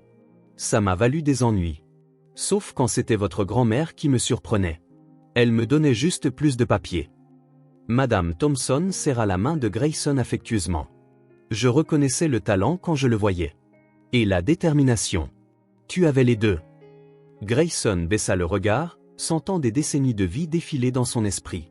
Longue nuit d'études, jonglant avec des emplois à temps partiel pour payer les frais de scolarité, luttant constamment pour faire ses preuves, pour échapper au destin attendu d'un gamin pauvre de la périphérie.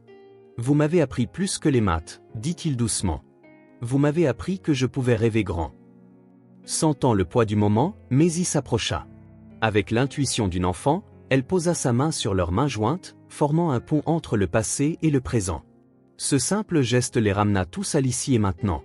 Les retrouvailles furent tranquillement puissantes, chargées de significations que les mots ne pouvaient exprimer pleinement. Gratitude, reconnaissance et une émotion profonde emplissaient le petit salon. Deux mondes qui s'étaient brièvement croisés dans le passé, une enseignante dévouée et un élève brillant mais défavorisé, se croisaient à nouveau, réunis par le hasard, le destin, ou peut-être par un seau bleu et une petite fille déterminée à sauver sa grand-mère. « Resteriez-vous pour dîner » demanda soudain Maisie, sa spontanéité enfantine tranchant dans le silence. « Grand-mère a fait des beignets de riz. C'est la meilleure chose au monde. » Grayson regarda Madame Thompson, qui sourit, les yeux toujours brillants d'émotion. « J'adorais, » répondit-il, sentant que quelque chose d'important commençait ici.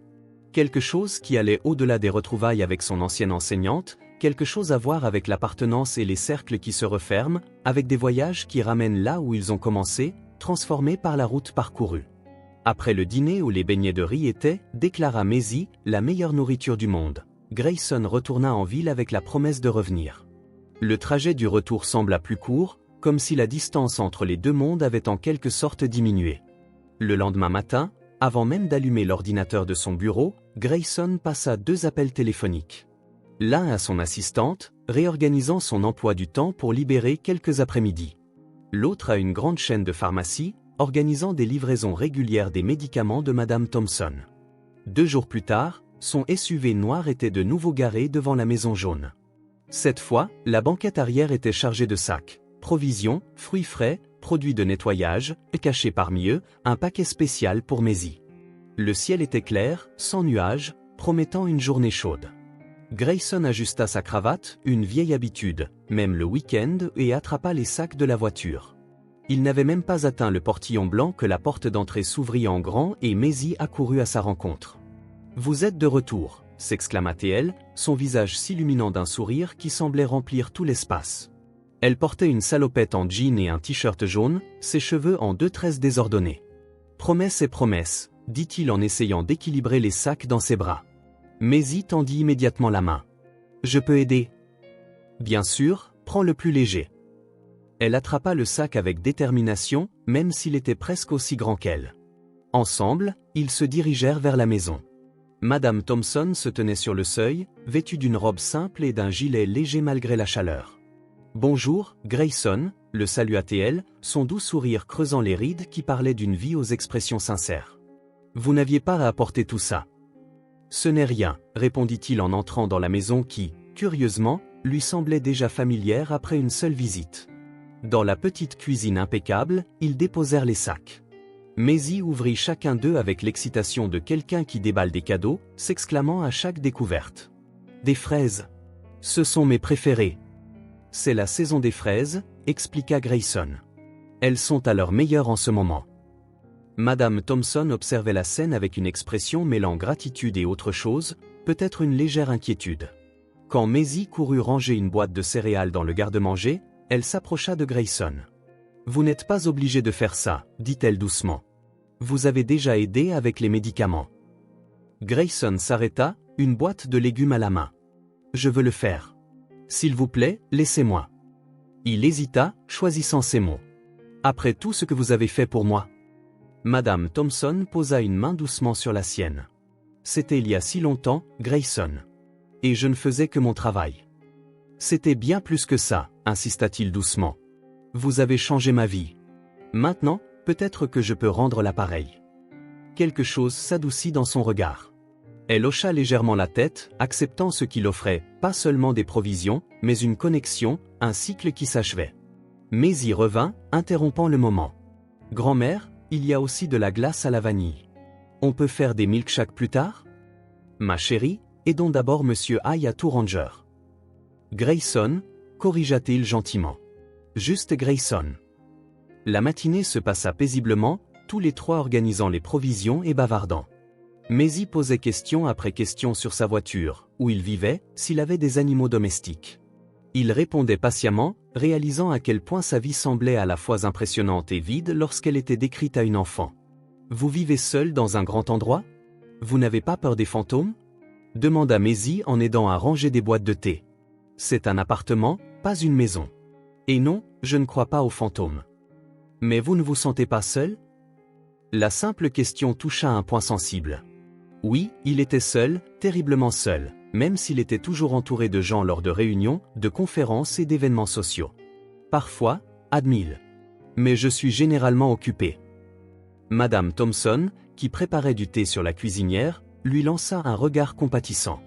Être occupé n'est pas la même chose qu'avoir de la compagnie, remarqua-t-elle doucement. Après le déjeuner, un repas simple que Grayson insista pour payer, Madame Thompson eut besoin de se reposer. Elle se fatiguait encore facilement, bien que les médicaments aient grandement amélioré sa respiration. « Viens voir ce que j'ai fait. » Maisie tira la main de Grayson, le conduisant à sa petite chambre. C'était un espace modeste, un lit simple avec une couette colorée, une étagère à livres et un minuscule bureau encombré de papier. Des dessins étaient scotchés au mur, principalement des personnes, des animaux et ce qui semblait être des scènes d'hôpital, reflétant son rêve de devenir infirmière. « J'ai fait ça pour vous, » annonça-t-elle en prenant un morceau de papier sur le bureau. Grayson prit le dessin, sentant une étrange douleur dans sa poitrine. C'était une image simple de 3 personnages. Un petit en robe bleue, Maisie, supposa-t-il, un plus grand aux cheveux gris, Madame Thompson, et un homme grand en costume se tenant à côté d'eux. Au-dessus d'eux, en grosses lettres colorées, il était écrit « Ma famille et mon nouvel ami ». « C'est moi ?» demanda-t-il en désignant l'homme sur l'image. Maisie hocha la tête avec enthousiasme. « Oui, vous portez toujours un costume. » Grayson étudia le dessin plus longtemps que nécessaire, essayant de traiter l'impact de ces simples lignes. « Nouvel ami. » C'est ainsi qu'elle le voyait. « C'est merveilleux, » dit-il enfin, sa voix plus rauque qu'il ne l'aurait voulu. « Puis-je le garder ?» Le visage de Maisie s'illumina. « Bien sûr. Je l'ai fait pour vous. » Cet après-midi-là, pendant que Madame Thompson faisait la sieste, Grayson et Maisie s'assirent sur le porche avant. Il avait apporté un livre, pas sur l'astronomie cette fois, mais sur le corps humain, illustré pour les enfants. Maisie feuilletait les pages avec révérence, posant des questions sur chaque système, particulièrement fascinée par les poumons et leur fonctionnement. « C'est pour ça que ma grand-mère ne peut pas respirer parfois ? Ses alvéoles ne s'ouvrent pas correctement ?» Grayson fut impressionné par sa compréhension. « Exactement. Le médicament aide à ouvrir ses voies respiratoires. » Elle absorbait chaque détail avec une intensité qui rappelait à Grayson lui-même enfant, un appétit vorace pour la connaissance, une certitude inébranlable que l'apprentissage était la clé d'un monde plus vaste. Dans les jours qui suivirent, Grayson réorganisa son emploi du temps. Il annula 2 réunions non essentielles, délégua des tâches qu'il aurait normalement insisté pour superviser personnellement, et réaffecta une conférence à Chicago à un autre cadre. « Tout va bien ?» demanda Parker, visiblement confus par les changements. « Tu ne prends jamais tes mercredis après-midi. »« Je redéfinis mes priorités », répondit simplement Grayson. Il retourna dans le quartier presque quotidiennement. Parfois juste pour une visite rapide, vérifiant si les médicaments étaient arrivés ou si Madame Thompson se sentait mieux. D'autres fois, il restait des heures, aidant Maisie avec ses devoirs ou simplement assis sur le porche à discuter avec Madame Thompson du bon vieux temps. À chaque visite, il apportait quelque chose, un nouveau livre, une friandise spéciale, plus de médicaments. Une fois, caché dans le coffre, il avait une plus grosse surprise. Un vélo bleu pour Maisie, complet avec un panier à l'avant. « C'est pour moi ?» demanda Maisie, incrédule, quand il révéla le cadeau. « Pour aller à l'école » expliqua Grayson. « Tu as dit que parfois tu es en retard parce que c'est loin. » Madame Thompson eut l'air sur le point de protester ou c'était un cadeau coûteux, mais l'étincelle dans les yeux de Maisie la fit hésiter. « Puis-je, grand-mère ?»« S'il te plaît ?» supplia la fillette. « Seulement si tu promets de toujours porter un casque » répondit sa grand-mère, lançant à Grayson un regard de gratitude et de légers reproches pour ne pas lui avoir demandé d'abord. « Oh, ça aussi » dit-il rapidement, sortant un casque bleu du coffre. « La sécurité d'abord. » Le reste de l'après-midi fut consacré à apprendre à Maisie à faire du vélo. Elm Street, calme et résidentielle, se transforma en terrain d'entraînement. Grayson, en costume cravate, trottinait à côté, tenant le vélo pendant que Maisie pédalait, nerveuse au début, puis de plus en plus confiante. Madame Thompson regardait depuis le porche, souriant à la vue de l'homme d'affaires puissant courant, trébuchant parfois, ses cheveux parfaitement coiffés maintenant ébouriffés par le vent, sa cravate jetée par-dessus son épaule pour ne pas gêner. « Tu peux le faire. Je lâche maintenant !» cria Grayson en relâchant le vélo. Maisie vacilla mais continua, pédalant seule pour la première fois. « Je le fais. Je le fais !» cria-t-elle, folle de joie. Et elle roulait seule, les cheveux flottant derrière son casque, riant de sa liberté retrouvée. Grayson s'arrêta, essoufflé, la regardant s'éloigner puis revenir en décrivant une large boucle dans la rue. Quelque chose en lui, quelque chose d'endurci par des années de succès solitaire, sembla fondre sous le soleil de l'après-midi et les rires de Maisie.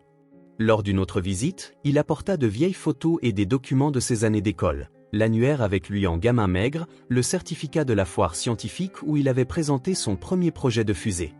Madame Thompson examina ses souvenirs les yeux embués de larmes. « Tu as gardé tout ça ?» Ce n'était pas vraiment une question, mais Grayson répondit quand même. « C'étaient les seules bonnes années de mon enfance. Bien sûr que je les ai gardées. » Alors qu'il revisitait le passé, une question inévitable surgit. « Et tes parents, Grayson? Gardes-tu contact ?» Il se raidit légèrement. « Ma mère est décédée il y a 12 ans. Cancer. » Il fit une pause. « Mon père, je ne sais pas où il est. Je ne l'ai pas vu depuis que je suis parti à l'université. » Madame Thompson hocha la tête, la sympathie évidente. « Je me souviens de ton père aux réunions parents-professeurs. Toujours pressé, souvent pas dans la meilleure forme. » C'était un euphémisme doux. Pas dans la meilleure forme de son père signifiait boire beaucoup, jouer l'argent du loyer et ne jamais assumer la paternité. « J'ai eu de la chance de trouver d'autres mentors, » dit Grayson en lui lançant un regard significatif. Des gens qui se souciaient vraiment. Quand Maisie rentra de l'école ce jour-là, elle apporta une pile de dessins, hôpitaux, infirmières, médecins. Elle expliqua chacun d'eux solennellement, détaillant les procédures médicales avec un mélange de terminologie réelle apprise dans les livres qu'il lui avait donnés et d'imagination enfantine. « Quand je serai infirmière, je guérirai tout le monde, » déclara-t-elle avec la conviction absolue que seuls les enfants possèdent. « Je suis sûr que tu le feras, » répondit Grayson, surpris de voir à quel point il en était sûr. La routine de la maison s'adapta bientôt pour l'inclure. Madame Thompson préparait le thé comme il l'aimait. Maisie gardait ses questions les plus difficiles ou maths, sciences, comment le monde fonctionnait pour son arrivée. Lors d'une visite de week-end, il apporta un petit télescope. Ils l'installèrent dans le jardin par une nuit claire. Tous les trois, emmitouflés dans des couvertures, contemplaient la lune et les étoiles. Grayson pointait les constellations, expliquant les nébuleuses et les galaxies avec des mots que Maisie pouvait comprendre. « C'est pour ça que tu dessinais des fusées ?» demanda-t-elle en regardant à travers le télescope. « Pour pouvoir monter là-haut ?»« Oui, » admit Grayson. « Je voulais explorer l'inconnu. » Madame Thompson le regarda pensivement. « Et maintenant? Veux-tu toujours cela ?» La question resta en suspens dans l'air frais de la nuit. Grayson regarda le ciel, puis l'enfant captivé par ses mystères, et la femme qui lui avait autrefois ouvert l'univers. « Je pense que j'explore différents types d'univers ces jours-ci, » répondit-il enfin. Ces visites devinrent une partie essentielle de sa vie. Chaque fois, Maisie le bombardait de questions, parfois sur son travail, souvent sur le monde, mais surtout sur la médecine. Sa fascination constante ? « Êtes-vous riche ?» demanda-t-elle une fois, de cette manière directe qu'ont les enfants.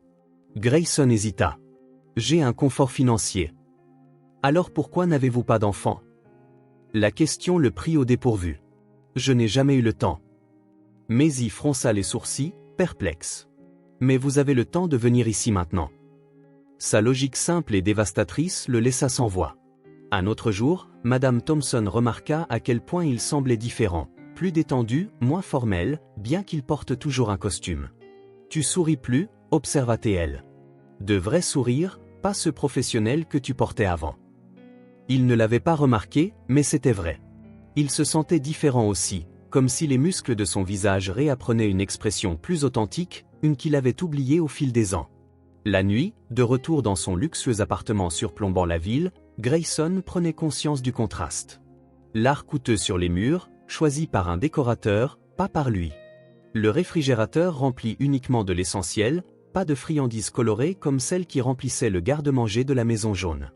Il commença à y apporter du travail. Des rapports à lire pendant que Maisie faisait ses devoirs à la table de la cuisine. Des appels importants passaient depuis le porche pendant que Madame Thompson s'occupait de son jardin. Les gens au bureau le remarquèrent. Parker commenta la nouvelle habitude de Grayson de partir plus tôt, de refuser les réunions de week-end. « Alors, il y a quelqu'un ?» demanda-t-il avec un sourire taquin. « Tu as enfin trouvé quelqu'un qui compte plus qu'un contrat d'1 million de dollars ?» Grayson se contenta de sourire, ne confirmant ni ne niant. Comment pouvait-il expliquer qu'il n'avait pas trouvé quelqu'un, mais plutôt un chez-soi? Comment décrire le sentiment d'être assis sur un simple porche, sirotant du thé avec deux personnes qui le voyaient comme Grayson, pas comme Monsieur High, PDG et cofondateur? Lors d'une visite spéciale, il apporta une plante pour Madame Thompson, une variété rare qu'elle avait mentionné aimer. La joie sur son visage valait plus que n'importe quelle affaire qu'il ait jamais conclue. Pour Maisie, il apporta un vrai stéthoscope. Elle passa tout l'après-midi à écouter le cœur de tout le monde au le sien, celui de sa grand-mère, même celui des plantes, prétendant qu'elle pouvait entendre la sève bouger. Quand il fut temps pour lui de partir, Maisie le serra spontanément dans ses bras. « Vous revenez demain ?»« C'est lundi, Maisie. »« J'ai des réunions, » expliqua-t-il. « Mais vous reviendrez après ça ?»« Oui, promis. » Elle sourit, satisfaite, et retourna à l'intérieur en courant. Grayson s'attarda un instant sur le porche, regardant la maison jaune. D'une manière ou d'une autre, cette modeste petite maison était devenue plus importante pour lui que les gratte-ciel qu'il avait passé 15 ans à gravir. En retournant en ville en voiture, il réalisa qu'il souriait sans raison apparente. Un sourire sincère, le genre qui commence dans les yeux et se propage sur le visage, le genre qu'il avait oublié comment donner. Le calendrier sur le mur de la cuisine indiquait que 3 mois s'étaient écoulés depuis que Grayson avait redécouvert Madame Thompson et rencontré Maisie. 3 mois qui avaient complètement transformé sa vie. Son appartement chic en ville, autrefois son seul refuge, ressemblait maintenant plus à une escale. Le vrai sentiment de chez-soi venait de cette maison jaune, des rires de Maisie, des conseils doux de Madame Thompson. C'était un samedi après-midi tranquille. La chaleur de l'été cédait la place à la brise automnale plus douce. Grayson était arrivé tôt, apportant des beignets frais pour le petit déjeuner et une nouvelle série de livres de sciences pour Maisie.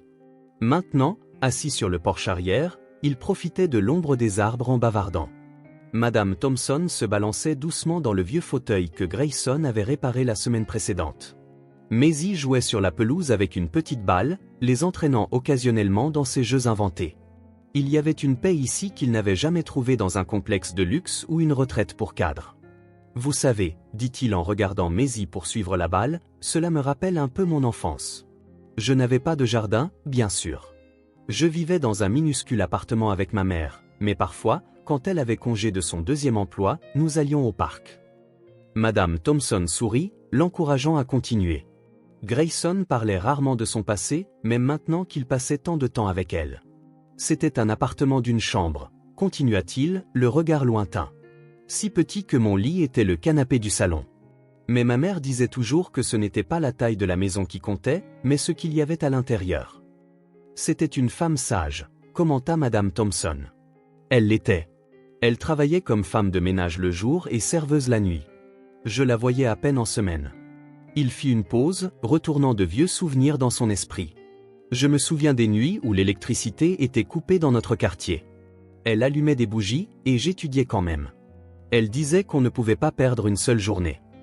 Maisie s'était approchée, s'asseyant silencieusement sur les marches du porche pour écouter.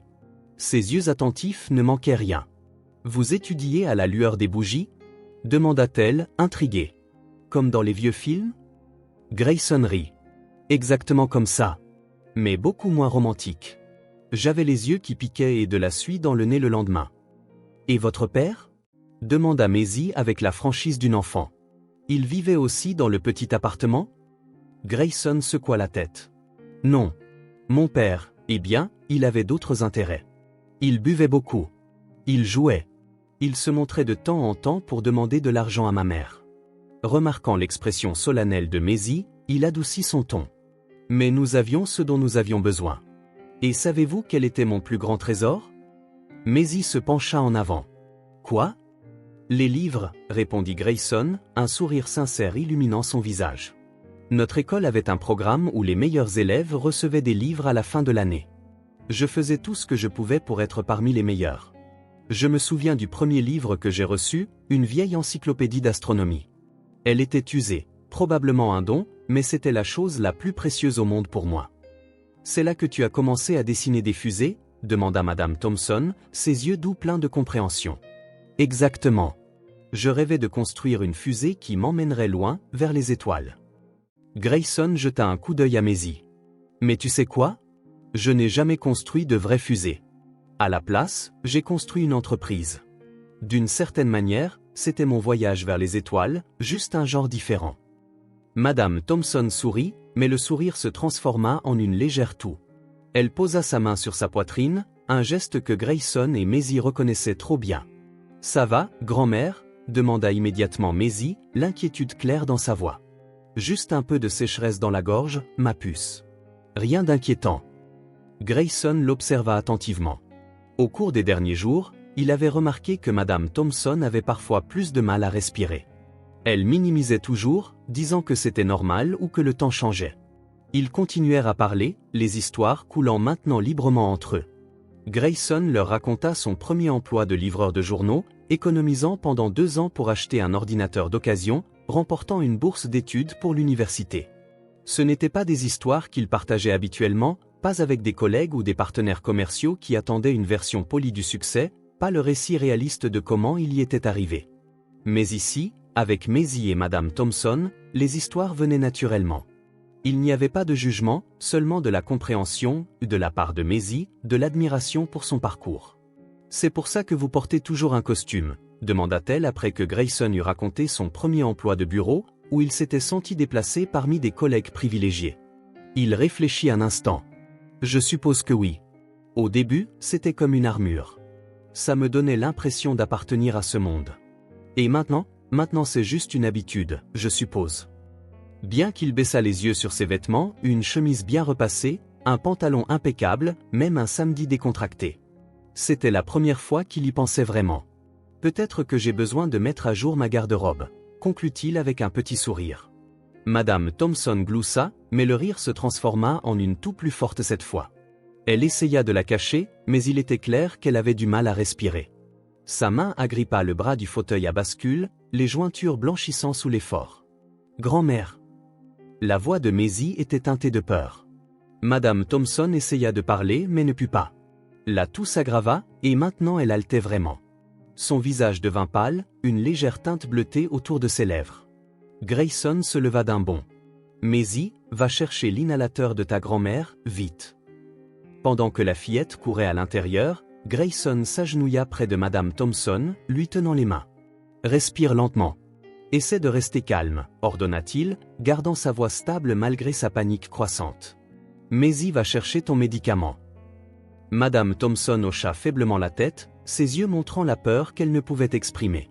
Ses respirations étaient courtes et désespérées, comme si quelque chose bloquait ses voies respiratoires. Maisie revint quelques secondes plus tard, l'inhalateur à la main. « Tiens, grand-mère. » Grayson aida Madame Thompson à l'utiliser, la soutenant pendant qu'elle inhalait le spray. Normalement, l'effet était presque immédiat. Il l'avait vu de nombreuses fois ces derniers mois. Mais cette fois, même après 2 doses, elle sifflait et toussait toujours. « Ça ne marche pas, » dit Maisie, la voix tremblante. « Nous allons à l'hôpital, » décida Grayson sans hésitation. « Maintenant. » Sans attendre de réponse, il souleva Madame Thompson dans ses bras, surpris de sa légèreté. Des années de maladie chronique l'avaient laissée plus fragile qu'elle ne le paraissait. « Maisie, prends le sac à main de ta grand-mère et l'inhalateur. On y va dans ma voiture. » La fillette obéit immédiatement, se précipitant dans la maison pendant que Grayson portait Madame Thompson le long du chemin du jardin. Chaque pas était accompagné du son alarmant de sa respiration laborieuse. « Tout ira bien, » haleta Madame Thompson, tentant de rassurer Maisie qui courait maintenant à leur côté, serrant le sac à main et un manteau. « Ne parlez pas, » pressa doucement Grayson. « Économisez vos forces. » Il la plaça délicatement sur le siège passager du SUV, l'inclinant autant que possible. Maisie grimpa à l'arrière, le visage pâle mais les mouvements déterminés. Ce n'était clairement pas la première fois qu'elle faisait face à une crise avec sa grand-mère. Elle savait exactement quoi apporter et où s'asseoir. Il conduisit avec une prudence urgente à travers la petite ville en direction de l'hôpital du comté, à 15 minutes de là. Dans le rétroviseur, il vit Maisie penchée en avant, une main sur l'épaule de sa grand-mère. « On y est presque, grand-mère. » Tiens bon, répétait-elle comme un mantra. Madame Thompson gardait les yeux fermés, concentrant toute son énergie sur chaque respiration difficile. Une main agrippait l'inhalateur, l'autre serrait celle de Maisie. Le son de sa respiration sifflante remplissait le véhicule. Un sifflement aigu qui serrait le cœur de Grayson. « Nous y serons dans 5 minutes, dit-il en dépassant une voiture plus lente. Êtes-vous déjà allé à cet hôpital? Maisie hocha la tête. Oui. Ils connaissent ma grand-mère là-bas. Le docteur Martin est son médecin. Parfait. Je le demanderai. Grayson garda sa voix stable, projetant une confiance qu'il ne ressentait pas entièrement. Il avait géré des crises financières, d'entreprise, stratégiques tout au long de sa vie d'adulte, mais rien ne l'avait préparé à cette peur viscérale en regardant Madame Thompson lutter pour chaque respiration, en voyant la panique dans les yeux de Maisie. Enfin, ils atteignirent l'hôpital et Grayson se gara près de l'entrée des urgences. Il sauta de la voiture et courut du côté passager, prenant à nouveau Madame Thompson dans ses bras. « J'ai besoin d'aide », cria-t-il en se précipitant à travers les portes automatiques. « Urgence respiratoire ». Le personnel infirmier entra en action. Un brancard apparut. Des questions rapides furent posées, et Madame Thompson passa de ses bras aux soins professionnels. Tout se passa dans un flou. Moniteur, oxygène, rideau tiré. « Êtes-vous de la famille ?» demanda une infirmière une fois que Madame Thompson eut été emmenée pour un traitement immédiat. Grayson hésita une fraction de seconde. « Oui, » répondit-il, sentant la petite main de Maisie agripper la sienne. « Nous sommes de la famille. » Les heures suivantes furent une douloureuse leçon de patience. Après l'agitation initiale, vint l'attente. Maisie et Grayson s'assirent côte à côte dans la salle d'attente, recevant occasionnellement de brèves mises à jour, mais jamais assez pour apaiser complètement leurs inquiétudes. « Ils font des tests », expliqua une infirmière. « Le docteur Martin a été appelé et est en route. Elle est stable pour l'instant. » « Stable ?» Le mot flottait dans l'air, porteur à la fois de soulagement et d'incertitude. Stable ne signifiait pas qu'elle allait bien, juste qu'elle n'empirait pas pour le moment. Maisie était assise droite sur sa chaise, le dos droit, les mains sur les genoux. Elle paraissait soudain plus âgée, comme si elle endossait un rôle qu'elle connaissait trop bien. « Tu veux quelque chose de la cafétéria ?» demanda doucement Grayson. « Un sandwich peut-être ? C'est l'heure du dîner passé. » Elle secoua la tête. « Je n'ai pas faim. » Le silence revint, rompu seulement par les bruits typiques de l'hôpital, bip lointain, annonce étouffée au haut-parleur, pas précipité dans les couloirs. Maisie fixait les portes par lesquelles sa grand-mère avait disparu, comme si sa seule volonté pouvait la ramener en bonne santé. « Elle va s'en sortir, n'est-ce pas ?» demanda enfin Maisie, sa voix si douce qu'il faillit ne pas l'entendre. Grayson quitta son siège et s'agenouilla devant elle, prenant ses petites mains dans les siennes. Il vit ses yeux briller de larmes refoulées. Une enfant essayant désespérément d'être forte. Elle est forte, Maisie. Et maintenant, elle reçoit les meilleurs soins. Il aurait aimé pouvoir donner des garanties, des promesses, des certitudes, mais il savait qu'il ne le pouvait pas. Ce ne serait ni juste ni honnête. Et Maisie méritait l'honnêteté. Malgré ses paroles réconfortantes, la fillette ne put retenir plus longtemps ses larmes. Elles roulèrent silencieusement sur ses joues, traçant des sillons brillants sur sa peau. « Je ne veux pas perdre ma grand-mère. C'est tout ce que j'ai. » La vérité brute de cette déclaration « tout ce que j'ai » frappa Grayson comme un coup physique. Une enfant dont la sécurité, l'avenir et le monde entier dépendaient d'une femme âgée malade. Sans une seconde de réflexion, Grayson l'enveloppa dans une étreinte douce mais ferme. Le genre d'étreinte qui dit « tu n'es pas seul, même quand les mots manquent. » « Je sais, Maisie. Je sais. » Et à ce moment-là, au milieu d'une salle d'attente stérile, au milieu des machines qui bipent et du personnel médical pressé, entre l'odeur de désinfectant et de café faible, quelque chose se produisit. Un lien se forma, plus profond que l'amitié, plus significatif que la camaraderie occasionnelle. Le genre de connexion qui ne grandit que lorsque deux personnes partagent la peur, l'espoir et un amour sincère. Grayson sentit quelque chose changer en lui pour toujours. Il n'était plus seulement l'ancien élève aidant son ancienne enseignante, ou l'homme riche essayant de rembourser une faveur. C'était plus fondamental, plus viscéral. C'était un engagement. Maisie sanglota doucement contre son épaule, s'autorisant enfin à n'être qu'une enfant effrayée. Grayson la serra fort, offrant le seul réconfort qu'il pouvait, sa présence. « Vous êtes des parents de Madame L. Eleanora Thompson ?» Une voix les fit lever les yeux tous les deux. Un homme d'âge moyen en blouse blanche, un stéthoscope autour du cou, les observait. Il avait des yeux aimables bien que fatigués et tenait un presse-papier. « Docteur Martin !» Maisie le reconnut immédiatement, essuyant les larmes de ses joues. « Comment va ma grand-mère » Grayson se leva, gardant un bras protecteur autour des épaules de Maisie. La tension emplit l'air. C'était le moment des bonnes ou des mauvaises nouvelles. La pneumonie a été prise tôt, ce qui est une chance. Nous avons réussi à la traiter à temps, expliqua le docteur Martin en les conduisant dans une petite salle de consultation, loin du bruit des urgences. Les tests montrent qu'elle répond bien au traitement, mais nous devons la garder à l'hôpital quelques jours sous antibiotiques 4. Pneumonie, répéta Grayson, surpris. Je pensais que c'était juste un épisode aigu de sa maladie respiratoire chronique. Les problèmes chroniques la rendent plus vulnérable aux infections. C'est une complication courante, malheureusement. Le médecin vérifia ses notes. Ces dossiers montrent des épisodes similaires passés, bien qu'aucun aussi grave ces 6 derniers mois. Maisie hocha la tête. Ce nouveau médicament que Grayson a acheté a beaucoup aidé. Le docteur Martin regarda Grayson avec un intérêt renouvelé. « Vous êtes un ami de la famille » Grayson Hale, dit simplement Grayson. Quelque chose sur le visage du médecin suggéra une reconnaissance, mais il ne dit rien, se tournant à nouveau vers Maisie. « Votre grand-mère est stable pour l'instant, mais elle aura besoin d'au moins 3 jours ici. Elle est sous sédatif pour se reposer, mais vous pouvez la voir brièvement si vous le souhaitez. » Maisie jeta un coup d'œil à Grayson, cherchant du réconfort. Il hocha la tête encourageante. « Oui, s'il vous plaît, dit-elle. » Le docteur Martin se leva. « Suivez-moi. » Ils le suivirent à travers des couloirs plus calmes menant à l'aile des patients hospitalisés, passant devant des chambres aux portes entr'ouvertes, apercevant des bribes d'autres vies, d'autres histoires, d'autres luttes. Enfin, ils atteignirent une chambre où Madame Thompson reposait dans un lit d'hôpital.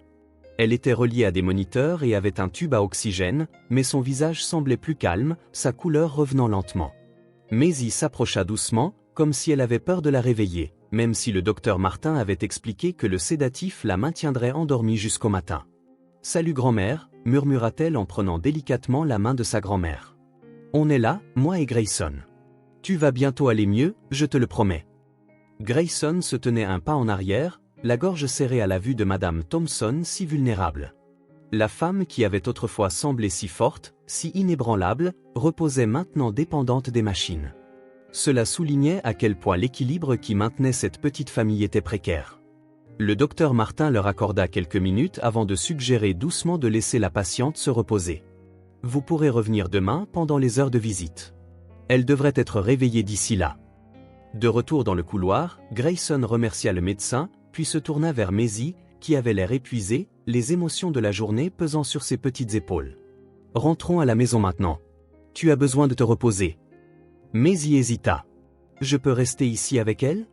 Sur le canapé de sa chambre ? » La politique de l'hôpital n'autorise pas les mineurs à passer la nuit, expliqua doucement le docteur Martin. Mais un adulte responsable peut le faire s'il le souhaite. Grayson comprit immédiatement. « Maisie, je vais te ramener à la maison pour que tu puisses dormir. Ensuite, je reviendrai et je resterai avec ta grand-mère cette nuit. Demain matin, je viendrai te chercher et nous lui rendrons visite ensemble. Qu'en penses-tu » La gratitude brillait dans les yeux de Maisie. « Promis, vous ne la laisserez pas seule ?»« Promis. » Et ainsi commença une nouvelle routine. Dans les heures qui suivirent, Grayson ramena Maisie à la maison, s'assura qu'elle mange quelque chose, l'aida à se préparer pour le lit. La maison semblait étrangement silencieuse sans Madame Thompson, chaque espace vide faisant écho à son absence. « Tu as mon numéro » lui rappela-t-il en l'aidant à se glisser sous les couvertures. « Appelle à tout moment, pour n'importe quelle raison. Je répondrai tout de suite. » Maisie hocha la tête, serrant un ours en peluche usé contre sa poitrine. « Merci de nous aider. » « Pas besoin de me remercier, Maisie. C'est ce qu'on fait pour ceux qu'on aime. » Les mots sortirent sans préméditation. Mais dès qu'il les eut prononcés, Grayson réalisa qu'ils étaient entièrement vrais. Il en était venu à aimer cette petite famille, pas de manière romantique, mais tout aussi profondément au le genre d'amour qui lie les gens dont les chemins se croisent, qui crée quelque chose de nouveau et d'indestructible ensemble. De retour à l'hôpital cette nuit-là, il s'installa dans le fauteuil à côté du lit de Madame Thompson, écoutant le doux rythme de sa respiration et le bip des moniteurs. Il fit un vœu silencieux. Quoi qu'il arrive, il ne laisserait pas Maisie y faire face seule. Au cours des jours suivants, un nouveau schéma émergea. Grayson réorganisa à nouveau son emploi du temps professionnel, déléguant des responsabilités et tenant des appels vidéo dans les couloirs de l'hôpital, signant des documents envoyés par email. Parker, comprenant maintenant pleinement la gravité de la situation, assuma de nombreuses tâches de Grayson sans se plaindre. Maisie retourna à l'école après le 2e jour, à contre-cœur. « Grand-mère serait fâchée si elle savait que tu manques les cours », souligna Grayson, arrachant un sourire réticent à la fillette. L'état de Madame Thompson s'améliora lentement. Son oxygène fut progressivement réduit, ses médicaments ajustés.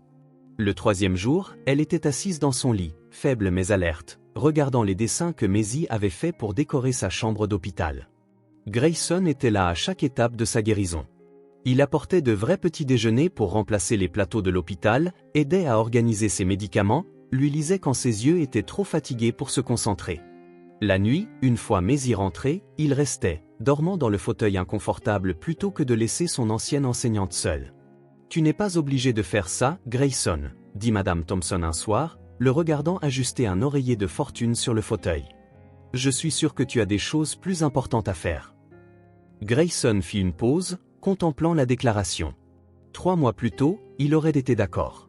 Contrat, réunion, négociation. L'empire qu'il avait bâti semblait exiger une attention et une vigilance constante. Maintenant, en regardant la femme âgée fragile dans le lit d'hôpital, les dessins colorés de Maisie scotchés au mur, le seau bleu, rangé d'une manière ou d'une autre dans un coin, apporté par Maisie comme un talisman, il voyait avec une clarté cristalline ce qui comptait vraiment. « Non », dit-il fermement. « Il n'y a rien de plus important que ça. » Une nouvelle vie quotidienne se formait à partir de cette crise, une vie simple, réelle, construite sur l'affection née de l'empathie. Elle était faite de petits actes. Grayson aidant Maisie avec ses devoirs dans le couloir de l'hôpital, Madame Thompson lui expliquant comment faire le petit déjeuner comme Maisie l'aimait, tous les 3 regardant les informations du soir ensemble, discutant des événements actuels comme s'ils étaient dans la maison jaune. Dans l'environnement stérile de l'hôpital, au milieu des alarmes occasionnelles et des routines médicales strictes, ils créèrent leur propre microcosme de normalité. Une famille improbable, unie non par le sang, mais par le choix, la nécessité, par-dessus tout, par l'amour. Le jour de la sortie arriva sous un ciel bleu parfait.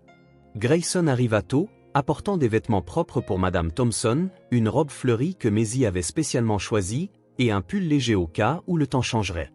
Les fenêtres de la chambre d'hôpital étaient ouvertes, laissant entrer la chaude brise printanière. « Prête à rentrer à la maison ?» demanda Grayson en aidant Madame Thompson à s'asseoir sur le bord du lit pendant qu'ils attendaient les derniers papiers de sortie. « Plus que tu ne le penses », répondit-elle en offrant un sourire fatigué mais sincère. « Les hôpitaux ont leur utilité, mais rien ne vaut la maison. » Grayson hocha la tête.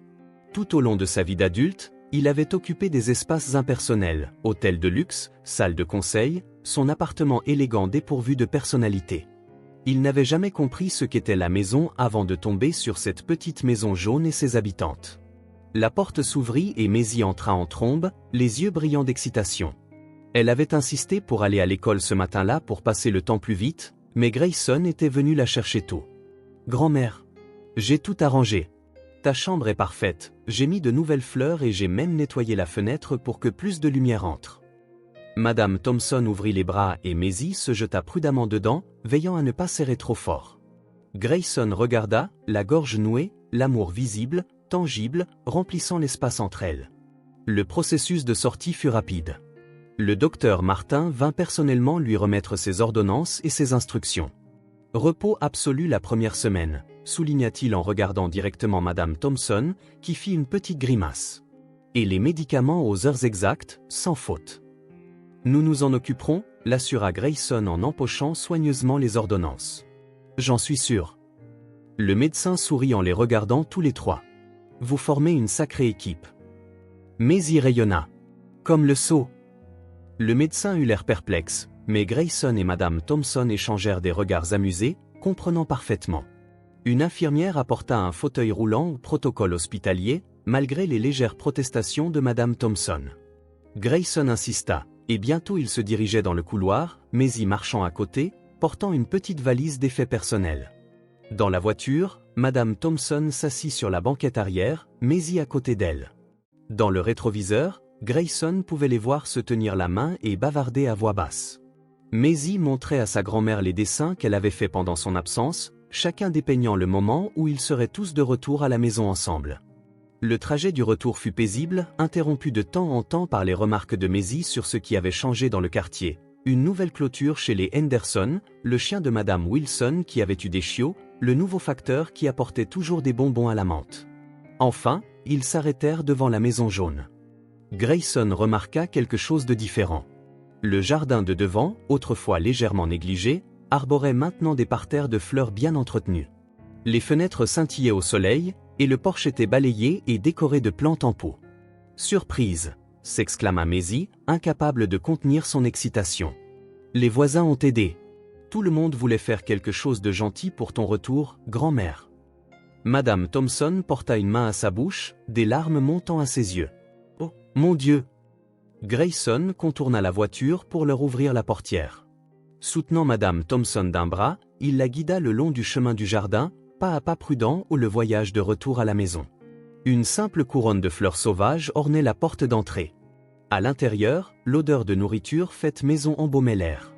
Sur la table de la cuisine se trouvaient des plats couverts, preuve de la générosité des voisins, ragoûts, tartes, pain frais. Toute la communauté s'est mobilisée, expliqua Grayson. Dès qu'ils ont su que vous rentriez à la maison. Madame Thompson secoua la tête, les larmes coulant maintenant librement sur ses joues. Après tant d'années à enseigner à leurs enfants, ils se souviennent encore de moi. Comment pourraient-ils oublier ? Demanda doucement Grayson. Maisie courut devant, tapotant les coussins du fauteuil préféré de grand-mère dans le salon. Madame Thompson s'y installa avec un soupir, regardant autour d'elle comme si elle voyait sa propre maison pour la première fois. Maisie se percha sur l'accoudoir du fauteuil, tenant la main de sa grand-mère, incapable de la lâcher, même pour un instant. « C'est si bon d'être à la maison », murmura Madame Thompson, ses yeux rencontrant ceux de Grayson alors qu'il se tenait à proximité, observant. À cet instant, une certitude se cristallisa en lui. Ceci ou ce moment, cette maison, ces personnes étaient réelles, plus réelles que n'importe quel succès professionnel, acquisition matérielle ou reconnaissance. Il avait trouvé quelque chose qu'aucune somme d'argent ne pouvait acheter, l'appartenance. Dans les jours qui suivirent, Grayson emménagea pratiquement dans la maison jaune. Il dormit sur le petit canapé du salon, insistant sur le fait qu'il devait être proche au cas où Madame Thompson aurait besoin d'aide la nuit. Le matin, il préparait le petit déjeuner pour eux trois avant de conduire Maisie à l'école. Pendant la journée, il travaillait à distance depuis la table de la cuisine, jonglant entre les appels professionnels et s'assurant que Madame Thompson respectait son horaire de médicaments. Parker, son associé, comprit enfin. « Prends tout le temps dont tu as besoin », avait-il dit lors de leur dernière visioconférence. « L'entreprise ne s'effondrera pas si tu priorises ta famille. » Il avait prononcé le mot « famille » avec un ton interrogateur, mais Grayson s'était contenté de hocher la tête. L'après-midi, quand Maisie rentrait de l'école, tous les trois observaient un rituel familier, thé sur le porche si le temps le permettait, ou dans le salon avec des biscuits et des conversations. Madame Thompson retrouva progressivement force et couleur. Son rire, autrefois retenu par des difficultés respiratoires, remplissait maintenant à nouveau la maison. Les voisins continuaient d'apporter de la nourriture, s'arrêtant pour discuter, offrant de l'aide. Grayson apprit à les connaître tous. Le boulanger qui gardait toujours les meilleurs pains pour l'institutrice qui avait appris à lire à toute la ville. La fleuriste qui avait été l'élève de Madame Thompson 40 ans plus tôt. Le mécanicien qui devait sa carrière à ses encouragements en mathématiques. « Vous avez construit quelque chose d'extraordinaire ici », dit Grayson à Madame Thompson un après-midi, regardant Maisie jouer dans le jardin par la fenêtre. « Ce n'est pas seulement une maison. C'est un héritage de gentillesse. » Elle sourit, son regard suivant sa petite fille. « Ce n'était pas prévu, tu sais. J'ai juste vécu chaque jour en faisant ce que je pouvais. Le reste est venu naturellement. » Une semaine après son retour, par une soirée calme, Grayson prépara le dîner. Rien d'extraordinaire, juste un simple ragoût que sa mère avait l'habitude de faire. La petite cuisine était chaleureuse et confortable. La douce lueur de la lampe dansait sur les murs pendant que Madame Thompson racontait des histoires de sa propre enfance. Et puis le gâteau entier a glissé de la table, directement sur les genoux de mon père, termina-t-elle, provoquant des rires. Maisie était assise entre eux, tenant le vieux seau bleu sur ses genoux. C'était devenu son porte-bonheur, l'objet qui avait déclenché toute cette aventure. Au lieu d'eau pour laver les voitures, Il contenait maintenant un simple bouquet de fleurs sauvages qu'elle avait cueillies en rentrant de l'école. Pendant qu'ils partageaient le repas, Grayson les observa toutes les deux. Madame Thompson était encore faible mais visiblement plus forte, ses yeux brillants de la sagesse acquise au cours d'une longue vie. Maisie, jeune et déterminée, affichant une maturité au-delà de son âge, mais pouvant enfin être juste une enfant, en sécurité et aimée. Quelque chose gonfla en lui, une certitude, une conviction qui grandissait depuis des semaines. Peut-être depuis cette première fois où il avait vu une petite fille avec un seau qui fut essayer de laver son SUV. « Vous êtes ma famille maintenant » dit simplement Grayson. Les mots s'échappèrent avant qu'il ne s'en rende compte. Il y eut un moment de silence, non pas inconfortable, mais chargé, comme si l'univers retenait son souffle. Puis Madame Thompson tendit la main, posant la sienne sur la sienne. « Tu as toujours été comme un fils pour moi, Grayson, dit-elle, les yeux brillants. Tu avais juste besoin de t'en souvenir. » Ces mots touchèrent quelque chose de profond, une vieille blessure qui guérissait enfin. Le garçon qui dessinait des fusées, l'enfant sans père, l'élève qui s'accrochait à chacun de ces mots encourageants comme de l'eau dans un désert. Toutes ces parties de lui trouvèrent leur place. Maisie se leva de sa chaise sans prévenir et le serra fort dans ses bras. Elle ne dit rien, sourit juste les yeux fermés, son petit corps transmettant ce que les mots ne pouvaient pas. Grayson la serra en retour, sentant le poids léger de sa confiance, la responsabilité inestimable de son amour. La table était simple, le repas aussi. La maison était modeste, les meubles usés par l'usage. Rien là-dedans n'impressionnerait ses pairs en affaires ou ses clients de haut niveau. Mais Grayson savait, avec une certitude absolue, qu'il avait trouvé un trésor rare, des liens authentiques, formés par le temps, le soin et un amour véritable. Dans le coin de la pièce, illuminé par les derniers rayons de soleil à travers la fenêtre, le seau bleu se tenait, rempli de fleurs sauvages. Ce n'était plus seulement un objet, mais un symbole de courage, de persévérance, de rencontres fatidiques qui semblaient accidentelles mais pourraient bien être le destin. Et c'était le symbole d'un nouveau départ pour eux tous. Une histoire qui avait commencé avec une enfant déterminée, une voiture sale et un inhalateur vide, se déployant maintenant en possibilités infinies, comme une route s'étirant vers l'horizon, promettant des voyages partagés et un endroit à appeler pour toujours chez soi.